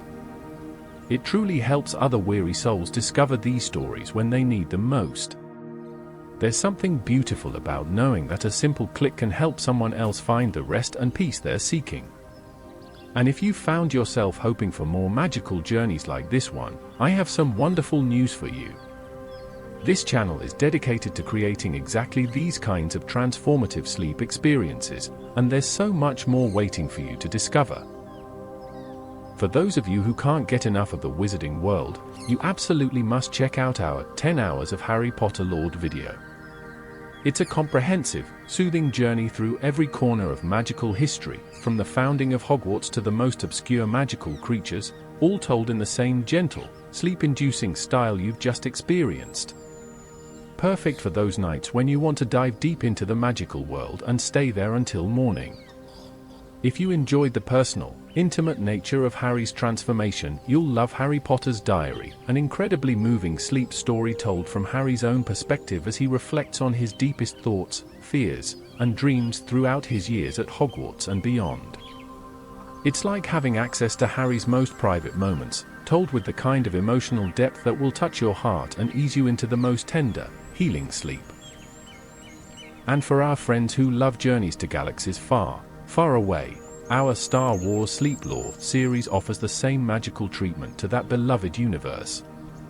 Imagine drifting off to gentle tales of Jedi wisdom, the Force flowing through all living things, and the epic history of a galaxy filled with hope, redemption, and the eternal struggle between light and darkness.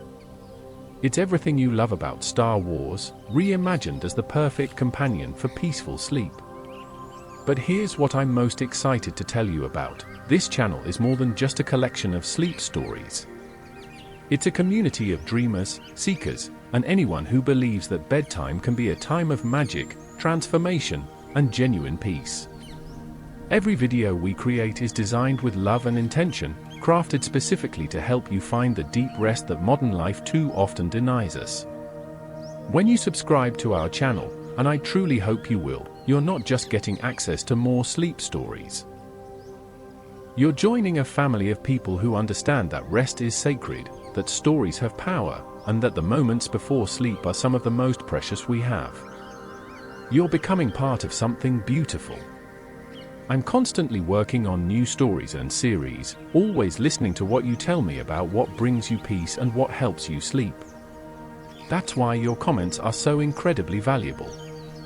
When you share which characters touched your heart, which magical concepts resonated with your soul, or even just how many nights a particular story helped you find rest, you're helping me create exactly what our community needs most. Speaking of community, I have a question that I'd love you to answer in the comments. What magical world or beloved story would you most like to see get the Gentle Sleep Story treatment? Are there characters whose inner journeys you'd like to explore? Universes you'd love to visit in dreams? Your suggestions literally shape what we create next, so please don't be shy about sharing your thoughts. If Harry's journey taught us anything, it's that transformation happens through connection to wisdom, to nature, to other beings, and to the deeper parts of ourselves. This channel exists to foster those same connections, using the power of story to help us all remember who we really are beneath the stress and busyness of daily life.